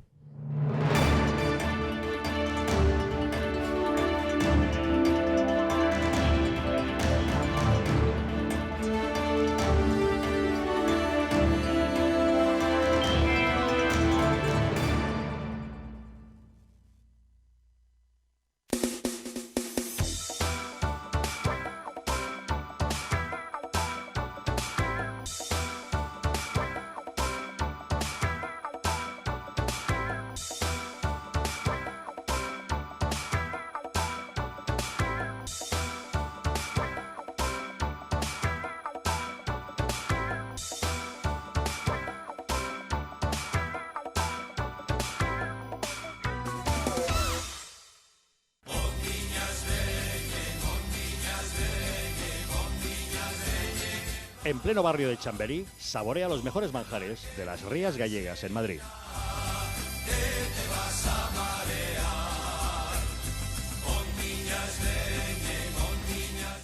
Restaurante Villafoz, el mejor sabor de Galicia en Madrid. Te esperamos en la calle Gonzalo de Córdoba, número 10. Teléfono para reservas 91 593 88 71.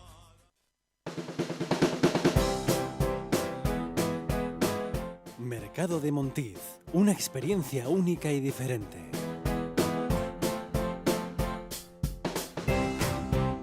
Basados en la gastronomía tradicional.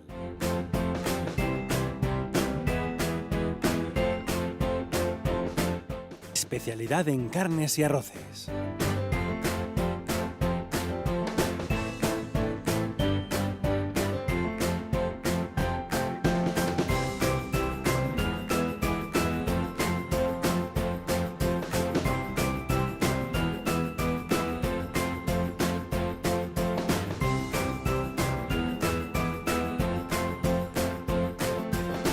Mercado de Montiz. Ven y disfruta de un momento único.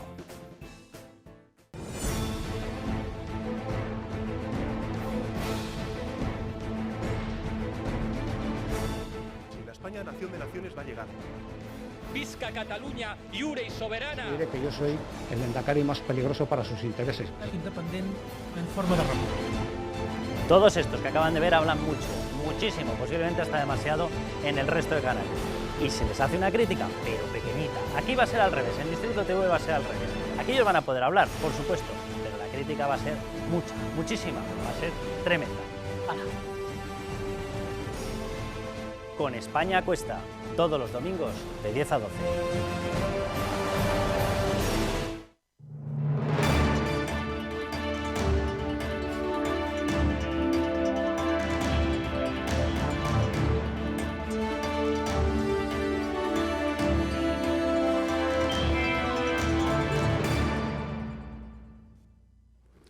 ¿Cuáles son las prioridades del gobierno de Pedro Sánchez? Ayer os contamos algunas respecto a la educación, la ideología, la religión. Hoy vamos a hablarles del modelo energético. La ministra de la Transición, ¿cómo se llama? Transición ecológica, es como se llama ahora la ministra, ya ha anunciado que el tema del diésel tiene los días contados.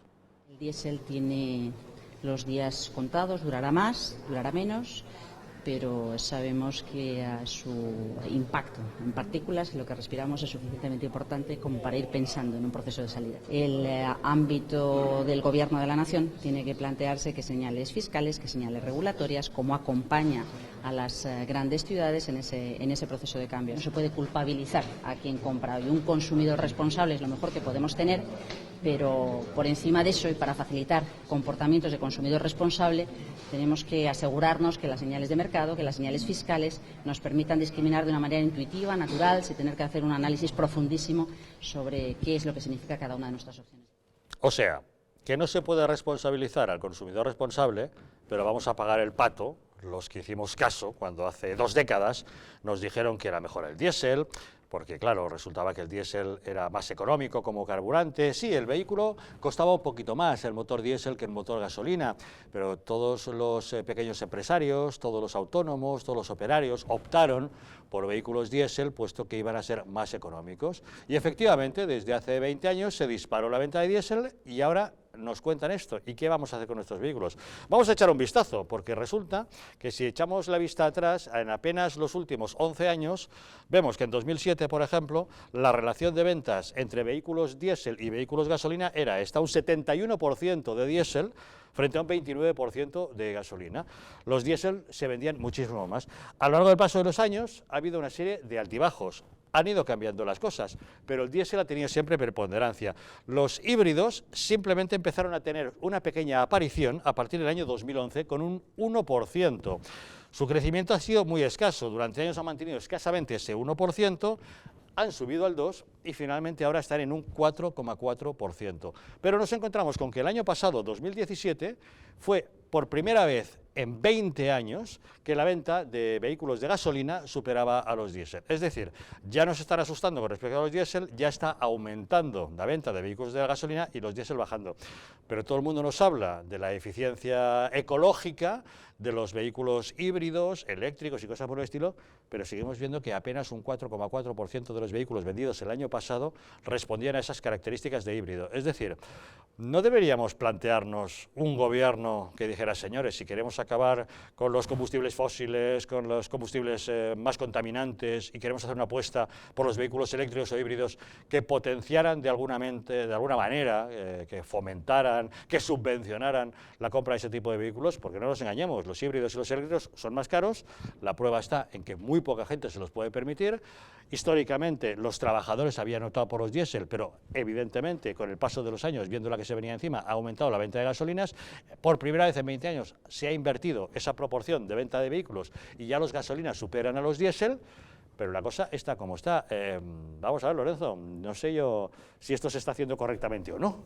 Bueno, yo creo que al final de lo que somos víctimas los ciudadanos es de la improvisación de los gobiernos, es decir, bueno, al final por supuesto que va a haber pues graves perjudicados y de verdad se ponen manos a la obra. Otra cosa es que pueda ser un globo sonda, porque de este gobierno te puedes esperar cualquier cosa. Yo no sé si van a implementar todo lo que pretenden, en todo caso espero que no, pero desde luego el susto pues se lo habrán dado ya o nos lo habrán dado a muchos ciudadanos. Yo creo que, insisto, como en tantas otras cosas, quizá a veces incluso con más importancia, como puede ser la ley de educación, etcétera, etcétera, habrá que crear bueno, pues unas políticas marco en donde, creadas además con no de manera cortoplacista, sino todo lo contrario, en un horizonte temporal de 1 o incluso 2 décadas, sobre el cual trabajar, pero partiendo de la base de un marco para poder, primero, generar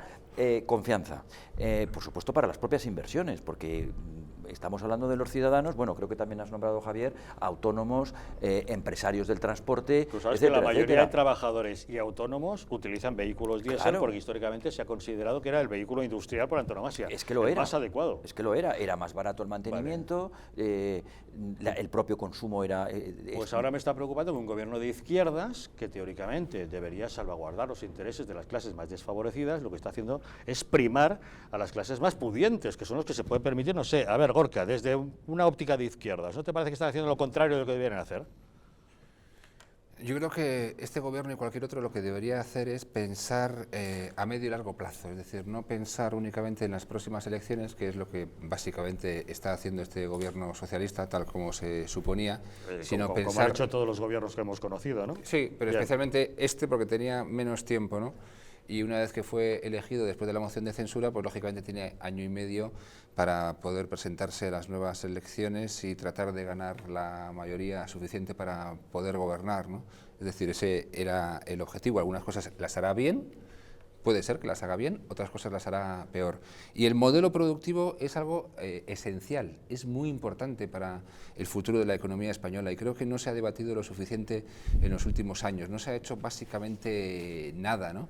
Y yo creo que debería alcanzarse un gran pacto de Estado entre los principales partidos políticos para tomar una serie de decisiones, 3, 4 o 5 decisiones. Si hablamos en de relación a pactos esta de cuestión. Estado, la historia reciente nos demuestra Pero- que eso es imposible. Pero para pensar, no se ha conseguido en el futuro, educación, lo primero que hacen es Se tumbar el trata modelo de- educativo anterior, lo primero, ¿eh? Sí, o sea, que se va a conseguir en tema energético. Se trata de consumir menos y consumir mejor, salvaguardar el medio ambiente y también favorecer la creación de riqueza, la creación de empresas y no, en fin, no perjudicarlas demasiado, salvaguardar el medio ambiente y salvaguardar la salud. Yo creo que eso es lo que debería ser el objetivo fundamental de cualquier gobierno, de izquierdas o de derechas, ¿no? Yo creo que está bien que se plantee el debate, pero ya digo, el objetivo sería este, ¿no?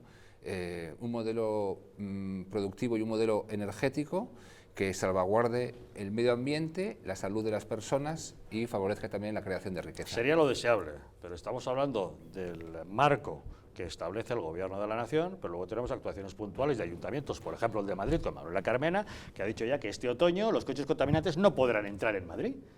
Claro, aquí el problema está precisamente en una palabra que es lo de la discriminación positiva, que es una de las mayores aberraciones que hay, en torno a la cual, porque si algo es discriminatorio no es positivo, desde nuestro punto de vista lo discriminatorio es negativo, y lo hemos tenido que ver en 3 sectores y este es uno más. Lo hemos tenido que ver en el sector de la educación, aplicando las leyes LGTBI, donde lo que se ha discriminado a favor de la población homosexual es a la población heterosexual, es decir, todo lo que no coincida con los intereses del lobby LGTBI hay que discriminarlo. En segundo lugar, con la política lingüística, todo lo que signifique defender el español se ha hecho a favor, discriminando el español para favorecer otras lenguas cooficiales que tienen todo el respeto del mundo, pero se ha hecho esa discriminación del español. En tercer lugar, con los propios partidos políticos. Se ha premiado a los partidos de ámbito regional, cuando no abiertamente secesionistas, frente a los partidos que defienden nacional. Veamos lo que es la ley electoral y nos daremos cuenta. Por tanto, ¿qué es lo que nos pasa ahora con lo del diésel? Nos pasa que hay 2 principios que no quieren aceptar, que es el principio de la igualdad, de que todos los españoles somos iguales, por tanto no hay que discriminarnos a los españoles, y por tanto los consumidores habrán elegido la opción que crean más necesaria. No hay que ir a penalizarlos ahora a base de políticas fiscales. Y en segundo lugar, el de la seguridad jurídica. Esto es muy importante. Lo hemos visto con las políticas energéticas, donde después de apostar por unas determinadas energías, deciden en un momento dado cambiar la legislación. Y ahora con el diésel parece que van a hacer precisamente lo mismo. Es decir, se aprueban unas políticas fiscales, unas legislaciones, y cuando ya no le interesa al político de turno se echa marcha atrás. Políticas que arrastran a los ciudadanos a tomar decisiones que les cuestan un dinero. Que les cuestan un dinero, que hipotecan su vida, sus gastos, incluso, ojo, su salud. Perdón, termino con esto. Si no hay ese principio de que los españoles somos iguales ante la ley, con independencia del lugar en el que vivamos, con independencia de la lengua materna que queramos hablar y con independencia del sexo o de otras consideraciones, y además no se respeta ese principio de igualdad jurídica, nos encontramos con una cuestión que la estaba adelantando Gorka, y es que los gobiernos tienen que mirar a largo plazo y por tanto sus políticas tienen que ir pensadas, no en cambiarlas el que viene detrás a los 2 días, porque nos embarcamos los españoles en un gasto, en una decisión importante a veces para una empresa, el tomar una determinada dirección u otra en función de la legislación que haya aplicada, para que venga la inseguridad jurídica, y eso lo estamos pagando no solo los españoles, sino las inversiones extranjeras que se lo piensan mucho antes de venir a España. Yo creo que sí hay muchas cosas por hacer en relación al medio ambiente y en relación a la política energética. Hay algunos partidos políticos que lo que básicamente defienden es la ausencia de gobierno, es decir, que no hay que tocar absolutamente nada, no hay que hacer nada y que los ciudadanos libremente decidan. Yo creo que el gobierno de cualquier país sí que puede tratar de incidir en determinados comportamientos de los ciudadanos, de nosotros mismos, para defender el bien común. Entonces sí que puede privilegiar de alguna forma determinados comportamientos, favoreciendo el consumo de determinadas energías u otras, ¿no? Eso es algo precisamente muy positivo, a través de políticas fiscales. Esto de que cada uno que consuma lo que quiera, No, yo creo que un gobierno sí que puede Cuando dices a incidir través de políticas fiscales, me imagino que te refieres a promocionando o subvencionando la adquisición de esos nuevos medios, no grabando la utilización de los antiguos, si no han avisado con tiempo suficiente, ¿no? Grabando determinados comportamientos, determinados consumos, lo mismo que... ¿Ex novo o no? Te pregunto. En algún momento tiene que empezar a aplicarse una determinada política fiscal. Por ejemplo, el tabaco pues lleva muchos impuestos porque se considera que es nocivo para la salud.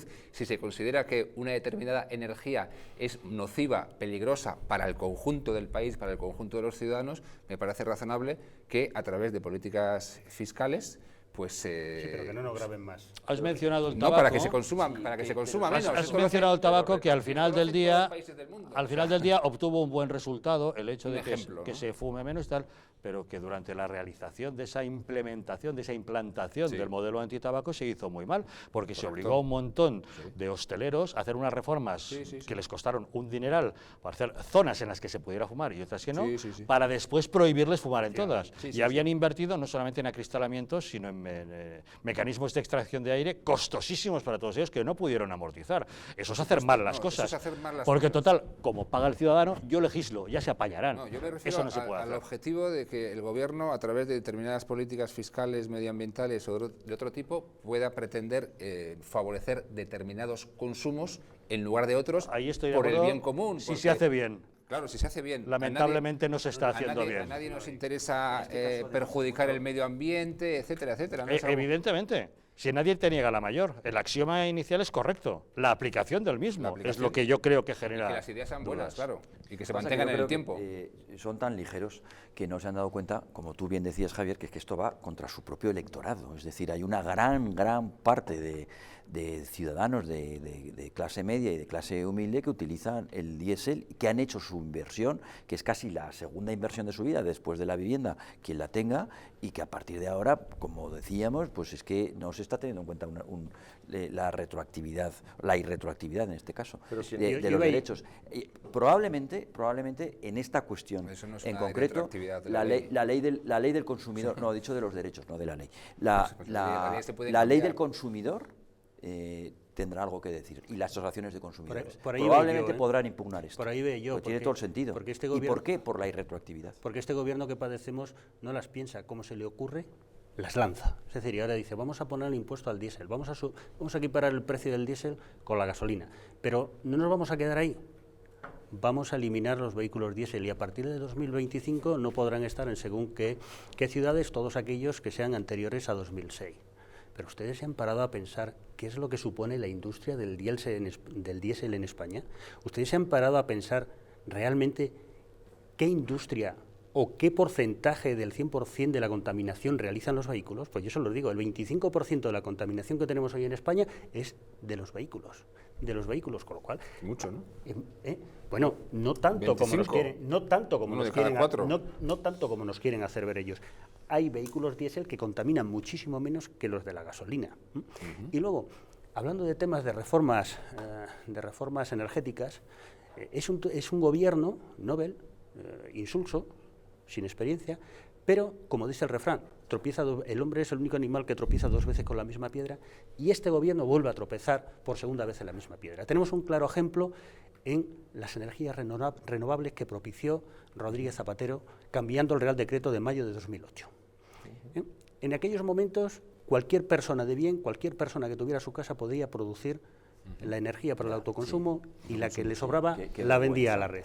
¿Qué es lo que hizo este señor ante una crisis brutal del ladrillo que tuvimos y que ahí sí que se produjo un trasvase industrial? Pues modificó toda la legislación vigente y ya nada, únicamente podían acceder a solicitar unas licencias para generar energía renovable, pues aquellos para acumular, no para vender, que tuvieran un aval superior al 1.000.000 de euros. ¿Quiénes eran los que tenían estas posibilidades? Las grandes constructoras. Sus amigos. Las grandes constructoras, aparte de sus amigos, las que venían de quebrar el negocio del ladrillo, las que venían de arruinar España. ¿Y qué pasó con ese modelo de energías renovables? Pues está por los suelos. Tenemos los campos inundados de chatarra. Nadie sabe, una vez amortizados esos campos, cómo se van a retirar esos miles y miles y miles de kilos de hormigón, de placas sí y demás. Y eso sí que es un destrozo del medio ambiente. Yo me acuerdo cuando salió, recién salió adelante la moción de censura, que escuché, no recuerdo en este momento en qué medio de comunicación, que dijo: a partir de ahora preparémonos a un gobierno de titulares. Y dije, ¿qué quiere decir esto? Dijo, mira, de ahora a que se produzcan las elecciones, todos los días va a haber una noticia estrella. Se van a inventar lo que sea. Hoy toca el diésel, mañana dirá que quieren prohibir que se camine por el campo, al día siguiente dirán que hay que beber Coca-Cola, al día siguiente, no lo sé. Da igual, cualquier cosa que haga que estemos pendientes de este gobierno, porque lo que están buscando es eso, mantener la atención hasta que lleguen las próximas elecciones. Pero claro, el tema importante aquí es la retroactividad. Yo coincido con Gorka Maneiro, coincido totalmente, en que desde el Estado, desde el gobierno, hay que favorecer todas aquellas políticas que sean buenas para el interés común. Por ejemplo, en política energética, hay que favorecer aquellas energías que sean limpias, renovables. Por ejemplo, en hábitos de consumo, haciendo ver que se va a favorecer, por ejemplo, comprando en los colegios públicos comida más sana y no comida ultraprocesada, que es nociva, que se está viendo que es nociva para la salud de los escolares, favoreciendo gasto, reducción del consumo energético en las viviendas, ahorro, etc. Todas esas políticas se tienen que hacer, ¿cómo? Mediante campañas publicitarias, mediante reducción de la fiscalidad, mediante apoyo. Hay mil maneras que los gobiernos municipales del Estado pueden hacerlo. Pero yo vuelvo al principio que ha dicho, en una sola palabra, que ha dicho Lorenzo, ex novo o no, porque lo que tú no puedes hacer es decir, voy a permitir que se vendan estas tazas de loza tan bonitas del programa, y mañana, cuando hemos comprado todas las tazas, nos dicen que el que tenga una taza de estas va a pagar todos los meses un 30%. Pero es que hombre, eso tiene otro problema. Usted podrá decir, a partir de ahora, el que compre estas tazas que hemos visto que son nocivas, hombre, en productos de sanidad pues, o en productos sanitarios, alimentarios o farmacéuticos, se retiran del mercado. Pero quiero decir que cuando se descubre que hay una tecnología, que normalmente es con el avance de la tecnología, que es mejor y que sería bueno que en vez de que se consumiera un determinado producto, se consuma otro, lo que haces es que dices, a partir de ahora, quien consuma energía más contaminantes estará penalizado. Eso sí, pero los que ya lo hemos comprado... Pero no solo eso, no solamente esa retroactividad con respecto a cosas que hicimos porque nos dijeron que eran mejores y ahora penalizan, sino es una cuestión de futuro. Estamos hablando de energías. Por ejemplo, hemos tenido un debate acerca de cuál es el modelo energético adecuado para nuestro país. ¿Las nucleares son adecuadas o no? Porque la ministra de la Transición, ¿cómo se llama? Ecológica, es que no me quedo con el nombre, Teresa Rivera, dice que dentro de 10 años todas nuestras centrales nucleares habrán cumplido 40 años y que habrá que cerrarlas. Muchas veces oímos esto de que la nuclear es muy barata, o oímos esto de que está perfectamente asegurado la seguridad en la gestión de los residuos nucleares, en el desmantelamiento de centrales. Sabemos que en los próximos 10 años cumplen 40 años todas las centrales del parque español, y eso supone una operación importantísima desde el punto de vista de la ingeniería, desde el punto de vista de la seguridad, desde el punto de vista de las capacidades técnicas para asumir con responsabilidad aquello que se aceptó cuando entraron en funcionamiento. Se han ido proviendo los recursos para poder hacer esto bien, faltan, sobran, de dónde, cómo, y yo creo que evidentemente es un elemento importantísimo. ¿Centrales nucleares sí o no? ¿Es una energía segura? ¿Es limpia? ¿No lo es? El debate hace años que está sobre la mesa, pero me da la impresión de que nadie ha analizado concretamente cuál debe ser nuestro modelo. Bueno, yo creo que la energía nuclear es barata, es peligrosa y a día de hoy sigue siendo necesaria, salvo que no haya algo alternativo, ¿no? Y yo pediría a la ministra que no pregunte tanto y que responda, ¿no? Porque ya que uno llega a ser ministro, se supone que tiene que tener más o menos las respuestas adecuadas para los principales problemas. Tiene que estar ahí para dar soluciones, claro, no para plantear problemas. Pero el gobierno del PSOE lo está haciendo muy bien para sus objetivos electorales, ¿eh? Para sus objetivos electorales lo está haciendo muy bien y lo estamos viendo en las encuestas. No para España, ¿eh? Algunas cosas sí, bien, otras cosas mal. Yo, cuando salió aprobada la moción de censura, hubo gente que decía el PSOE se ha vendido a Bildu, a los independentistas, etcétera. ¿Qué, se ha vendido? No, el PSOE lo que consiguió fue que todo el mundo le votara, o casi todo el mundo, salvo el PP y Ciudadanos. Y una vez que está en el gobierno, evidentemente va a defender aquello que él considera mejor para su propio partido y va a aplicar su programa electoral. A nadie nos sorprende, al menos algunas de las propuestas que está planteando y está poniendo encima de la mesa. Yo no creo que se haya vendido a nadie, sino que el PSOE va a ser lo que ha sido en los últimos tiempos, es decir, algunas cosas buenas y otras cosas bastante muy malas, pero ha conseguido entrar en el gobierno, ha conseguido y está consiguiendo titulares todos los días, va a poner encima de la mesa, aunque no consiga aprobar las determinadas medidas que a mucha gente va a gustar mucho, y lo estamos viendo. Por un lado, se está comiendo al electorado de Podemos, lo estamos viendo en las encuestas, y por otro lado ha situado a Ciudadanos en el centro derecha. No es bueno para España. Yo creo que para España es bueno, o sería bueno, el surgimiento de un partido político de izquierdas, no nacionalista, que defienda la unidad cívica de España. Y que la aplique, plataforma ahora, ¿no? Por ejemplo, la plataforma u otros, porque ya están surgiendo movimientos en ese sentido, no solamente la plataforma, sino otros. Yo creo que es lo que hace falta, ¿no? Un partido político de izquierdas, no nacionalista, que defienda las políticas sociales, la educación pública, la sanidad pública e impulse las reformas políticas que España necesita. Eso sería, creo yo, bueno para España. Pero el PSOE está consiguiendo sus objetivos porque estaba prácticamente hundido, estaba a punto de desaparecer, según se decía, y resulta que ahora en las encuestas está en primer lugar. Ya ves. Bueno, hombre, yo quería apuntar antes un pequeño dato que se me fue cuando estábamos hablando del tema de los vehículos, ¿no? Simplemente el hecho de hacer una transición a vehículos de electricidad, a 1.200.000 vehículos que se venden al año, tardaríamos 20 años en hacer esa transición, con lo cual tiene razón Gorka en lo que estaba comentando antes de que hay que hacer planes a medio y largo plazo. Y después, al respecto de las nucleares sí, claro. ¿Qué va a decir esta señora cuando fue la que firmó el tema del gas Castor en Valencia cuando estaba de secretaria de Estado con Rodríguez Zapatero, ¿no? Es mucho mejor comprarle la electricidad de nucleares a Francia que tenerlas aquí en España, ¿no? Oiga, pues vamos a replantear el modelo energético que tenemos que hacer, y si tenemos que volver a construir centrales nucleares, construyámoslas. No pasa nada, todos sabemos que son peligrosas, pero es que hoy tenemos muchísima más tecnología que teníamos hace 40 años, con lo cual el peligro se disminuye. Y se le olvida decir a la ministra que si volasen por los aires o explotasen las centrales nucleares francesas, se llevarían consigo para pegar los Pirineos y por lo tanto a todos los aragoneses que estamos debajo. O sea, y ya, ¿qué decir del resto? Algo estará haciendo mal, Gorka, el Partido Socialista cuando se está llevando el electorado de Podemos.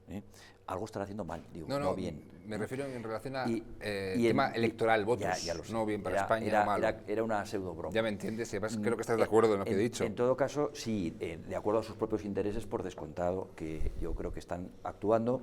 Bueno, ya veremos cómo les sale, pero en todo caso pensando que actuando con globos sonda, porque ya veremos que esta señora esté hablando de dentro de 10 años, pero si no va a estar allí. O sea, si eso es el cliché y el tic socialdemócrata, de todo tiene que tener, al final, todo tiene que ser políticamente correcto, no puede haber el más mínimo roce, no puede haber el más mínimo riesgo en esta sociedad, sino que todo tiene que ir y caminar como la seda, por un camino de rosas, que eso es, al final, sin que el individuo, sin que la persona, al final, bueno, pues tenga libertades, por lo tanto, responsabilidades, que es a donde quería llegar, etcétera, etcétera. Y ese tic socialdemócrata que vemos tan agudamente en el gobierno de Sánchez, al final, bueno, pues es lo que va a caracterizar los próximos meses. Pues ya lo saben, el modelo energético no está bien definido, pero el gobierno está tomando ya decisiones que nos afectan a todos. Si tiene usted un vehículo diésel, ya puede ir tomando medidas, porque seguramente, como bien dice la ministra de la transición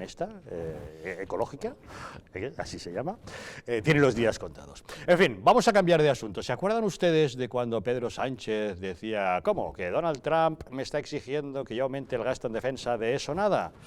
Se ha caído el caballo como San Pablo y ha vuelto de la cumbre de la OTAN en Bruselas converso absolutamente. Ha sido mirar a los ojos a Trump y cambiar de idea. Ahora les contamos.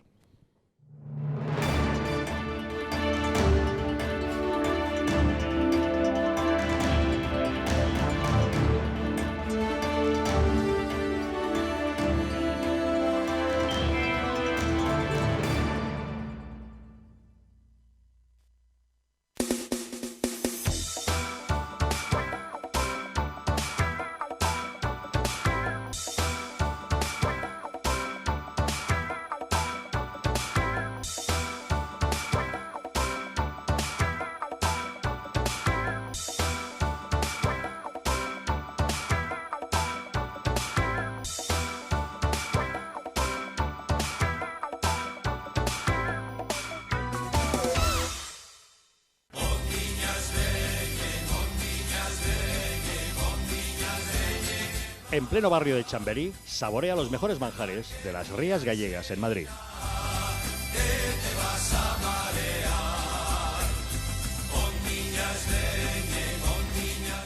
Restaurante Villafoz, el mejor sabor de Galicia en Madrid. Te esperamos en la calle Gonzalo de Córdoba, número 10.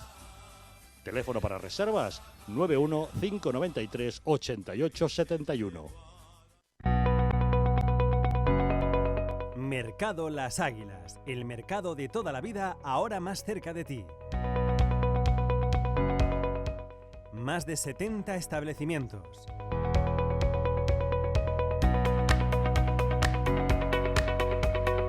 Máxima calidad. Los mejores profesionales. Trato cercano. El referente comercial de los vecinos del distrito de Latina. Parking gratuito para los clientes. Actividades navideñas.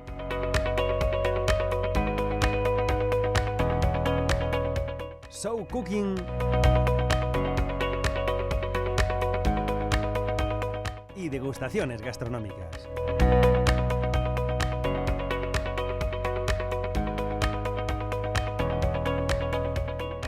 Mercado Las Águilas, siempre cerca de ti.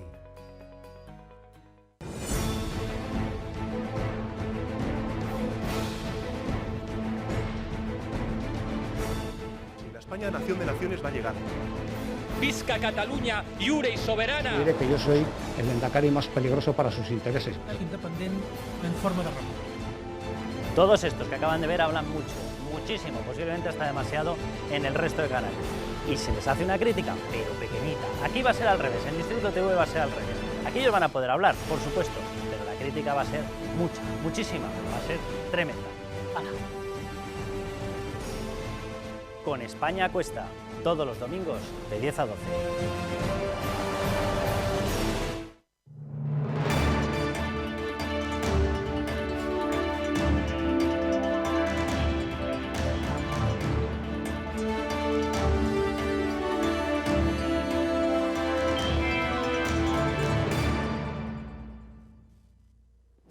Supongo que todos ustedes se acordarán, hace apenas unos días, Pedro Sánchez decía que no estaba dispuesto a subir el presupuesto en defensa.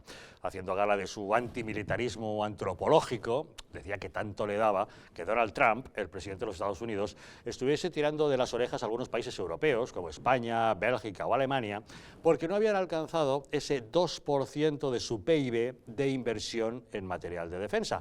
Un acuerdo al que se había comprometido el anterior presidente del gobierno, Mariano Rajoy, siendo María Dolores de Cospedal la ministra de Defensa. Pedro Sánchez, que nada, que ya podía Estados Unidos gritar lo que gritase, pero que no estaba dispuesto a subirlo. Pero vean por dónde se ha producido la conversión. Pedro Sánchez ha ido a la cumbre de la OTAN en Bruselas y ahí le ha mirado los ojos a Donald Trump y ha cambiado de idea.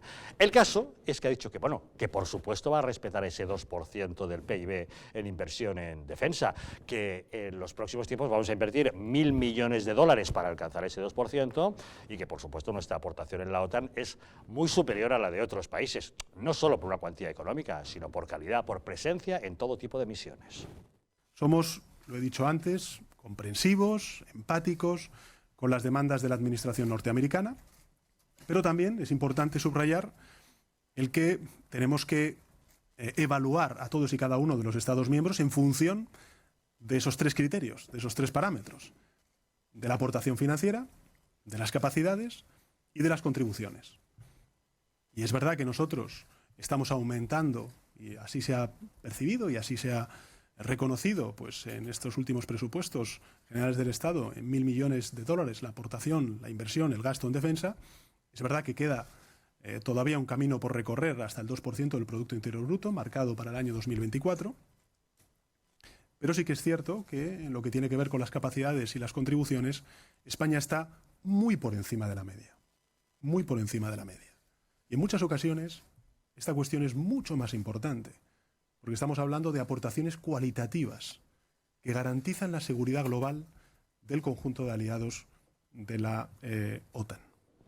Lógicamente, esta conversión de Pedro Sánchez no ha pasado desapercibida para sus socios más radicales. Alberto Garzón, que como saben es el secretario general de esa Izquierda Unida que ha sido absorbida por Podemos, ha publicado en Twitter un mensaje diciendo ¡qué decepción! Pero qué previsible. El gobierno del PSOE se compromete con Donald Trump a subir el gasto militar al 2% del PIB y asume como suya la hoja de ruta de Cospedal para incrementar un 60% el gasto en la industria de la guerra. La verdad es que la izquierda más radical, los socios que aguantan a Pedro Sánchez en el gobierno, no acaban de entender esta conversión que ha sufrido el presidente del gobierno.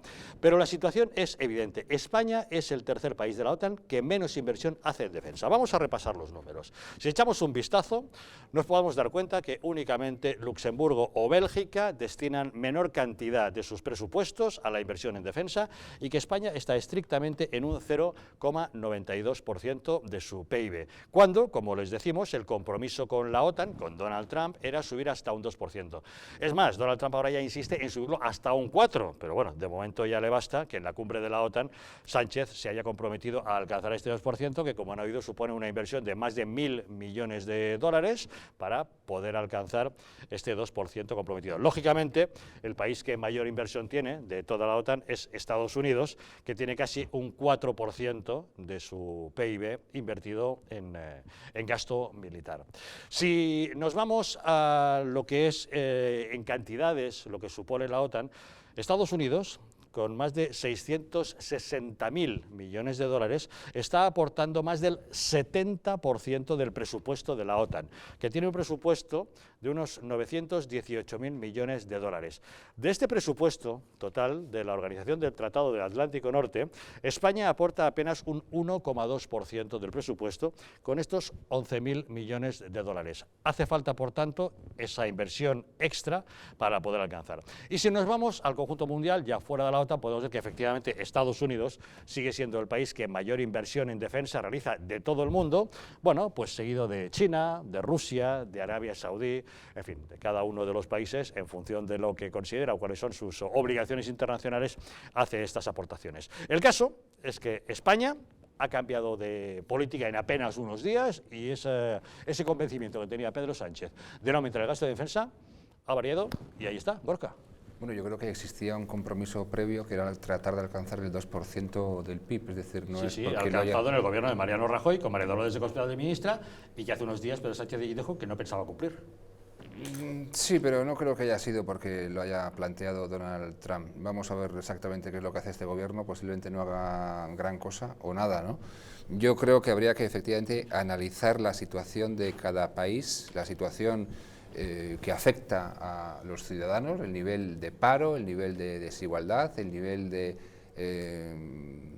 exigencias en relación a la sanidad, a la educación. Esas son las cuestiones importantes, y la defensa, siendo quizás algo importante, a día de hoy yo creo que lo es menos, ¿no? Yo creo que este gobierno socialista tendrá en cuenta esto. Bueno, el señor Sánchez hablaba de ser comprensivos, de ser empáticos con las exigencias de Trump, pero tampoco creo que se haya comprometido a cumplir esto que le exige el presidente de Estados Unidos. Yo creo que más bien no. Y estoy de acuerdo con el presidente del gobierno en que hay que analizar tanto la aportación financiera como las contribuciones, como las capacidades de cada país y analizar qué es exactamente lo que se necesita. Creo que a día de hoy España y los ciudadanos españoles tienen otras necesidades mucho más importantes que incrementar el presupuesto de defensa.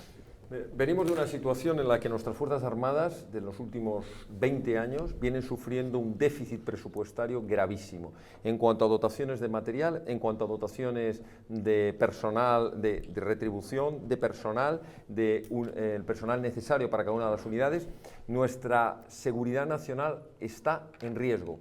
Y esto no lo dice Vox, a pesar de que Vox lo lleva en su programa desde hace 4 años, lo de llegar a ese 2% que se había fijado como límite bajo, por eso que ahora lo quieran subir, era el mínimo de garantía. Esto lo dicen los militares, lo dicen las Fuerzas Armadas, están con unos presupuestos totalmente restrictivos para las capacidades, para lo que dice la Directiva de Seguridad Nacional, que es la que fija los riesgos que tiene una nación riesgos exteriores y riesgos de necesidades de seguridad nacional.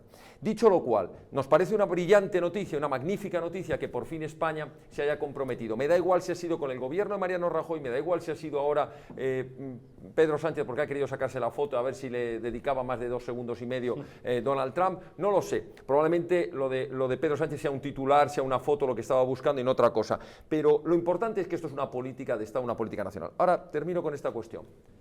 España tiene que exigirle a la OTAN, y este era el momento de hacerlo, y se ha vuelto a desaprovechar nuevamente. Acabamos de perder una oportunidad extraordinaria con la renovación del acuerdo sobre la utilización conjunta de las bases en España con los americanos, y hoy se acaba de perder, o ayer se acaba de perder, una nueva oportunidad. Y es que todo el territorio nacional esté bajo el paraguas de la OTAN. Yo entiendo perfectamente que Estados Unidos diga, señores, si la OTAN protege la seguridad de todos los estados tienen que colaborar igual. No es posible que yo esté poniendo un 4% y ustedes no lleguen ni siquiera a ese 2%. Todos tienen que aportar en función de su capacidad presupuestaria el mismo porcentaje. Ahora bien, lo que es inaceptable es que cuando se negoció el tratado de la OTAN quedasen fuera del paraguas de cobertura de la OTAN territorio nacional como es Ceuta y Melilla. Por tanto, había que haber dicho ahora sí, yo meto el 2%, pero usted me garantiza la cobertura a Ceuta y Melilla. Eso que acaba de decir Javier, yo creo que es lo más importante a la hora de una negociación con la OTAN o a la hora de subir las cuotas, ¿no? Pero al final estábamos hablando que si Pedro Sánchez sí, que si Pedro Sánchez no, y al final lo único que ha hecho es buscar el titular, porque él ha dicho ahí ahora mismo, nosotros con nuestro presupuesto. Pues, señor presidente, usted miente, ni es usted ni es su presupuesto. El presupuesto es del Partido Popular y quien llegó al acuerdo con la OTAN fue Dolores de Cospedal, por mal que le pese. Usted tiene que hacer una gran inversión en defensa, pero no solamente a nivel internacional en la OTAN o a nivel del ejército que se va a montar entre 8 estados de la Unión Europea. Usted tiene que hacer una inversión fuerte en España. Javier Ortega Smith la acaba de escribir ahora mismo. Solo hace falta darse un paseo por una base militar y ver cómo están nuestros carros de combate, cómo están nuestras tropas. Necesitamos una inversión urgente en defensa, porque al final un país que no tiene una defensa está en grave peligro. Resumiendo, o muy brevemente, si no hubiese dicho lo contrario de lo que 15 días anterior, yo creo que no sería Pedro Sánchez, ¿no? En primer lugar. Eso es coherencia. Eso es pura coherencia y perseverar en su esencia, de la que hablábamos antes, ¿no? Como decía Spinoza. En segundo lugar, yo considero absolutamente fundamental la defensa. Gorka, haya necesidades o no haya necesidades en un país, en una sociedad. Es decir, ¿hay o no peligro en relación con la defensa nacional que puede provenir del interior o del exterior?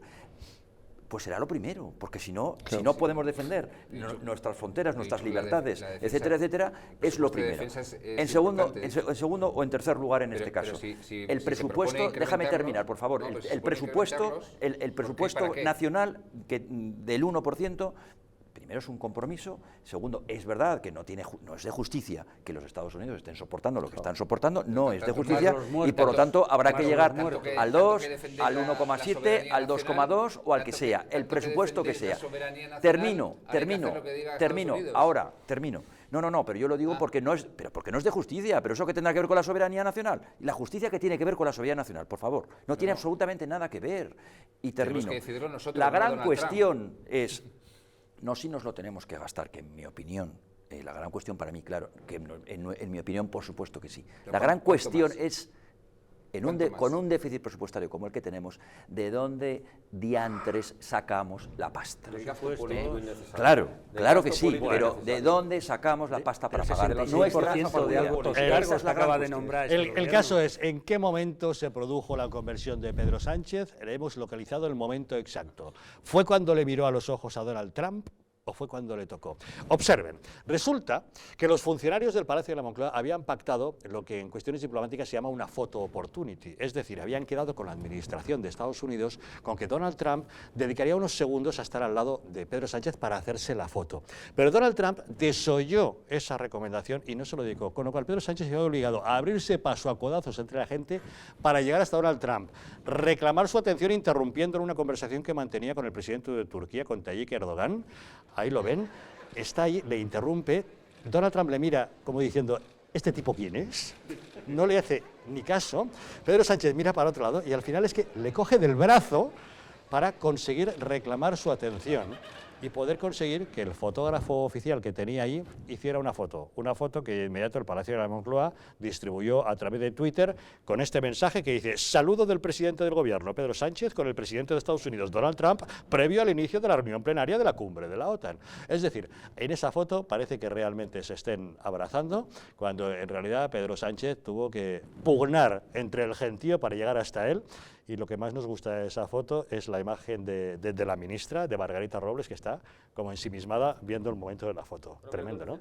Es como le pasa la mano por el hombro al dictador este de Erdogan, que es lo peor de lo peor que hay en Europa, y no se sonroja, vamos, esto es una cosa... Por cierto, a mí, cuando veo a Pedro Sánchez ahí, quiero ver al presidente del gobierno de España, y por tanto me da igual de qué partido sea, y no tenemos por qué ponernos de rodillas delante de ningún líder, sea Donald Trump o cualquier otro. Pero hombre, también un poquito de dignidad, si no te quieren recibir, pues tampoco vayas arrastrándote por el suelo, no pasa nada, no te quieren recibir a lo mejor porque no se fía de ti un pelo, vamos, así de Pero claro. si el problema también lo ha tenido la semana pasada, cuando ha estado Barack Obama de visita en España. Barack Obama no tenía en su agenda tomar un café con el presidente de España. Pues se parece bastante, y los la fontaneros de Moncloa han estado tratando de buscar ese encuentro y tal, y me da la sensación de que nos ha costado dinero a los españoles el café que se tomó con Obama. O sea, que es un señor que solo busca la foto y el momento. Es muy habitual en los políticos, ¿no? Yo he sido parlamentario vasco en el Parlamento Vasco durante 8 años y cada vez que allí había algún tipo de concentración, celebración, foto para los medios, ahí la gente se daba codazos para aparecer en primer lugar. Para salir en la foto. Continuamente. Pero la foto que acabamos de ver ahora es una vergüenza. Y por otro lado, pero claro que es una vergüenza. Pero la cuestión es que yo creo que se le puede pedir, es que parece un canapero, se le puede pedir dignidad y amor propio, yo diría, después de lo visto en los últimos 15 meses, prácticamente a cualquier persona, menos a Pedro Sánchez. Es decir, después de lo que este hombre ha hecho por llegar a la Moncloa, ¿cómo no va a seguir 20 metros más para hacerse una foto con Donald Trump? 20 y 75 y de un evento que va corriendo al canapé. Yo no me pelearía mucho por tener una foto con el actual presidente de los Estados Unidos, cuyo comportamiento y pues yo creo que es mucho más digno que el presidente que tenemos. Bastante más. Yo creo que es de lo peor como presidente de gobierno que ha tenido Estados Unidos en la Yo de su difiero historia. totalmente de ti. Y Pues no opinan eso los un peligro americanos, público, no opinan eso los americanos. Xenófobo, racista y muchas cosas más. ¿Estás hablando de Kim Torra o de Donald Trump? Yo creo que hablar de Kim No, Torra. ahora estamos hablando de Donald Trump.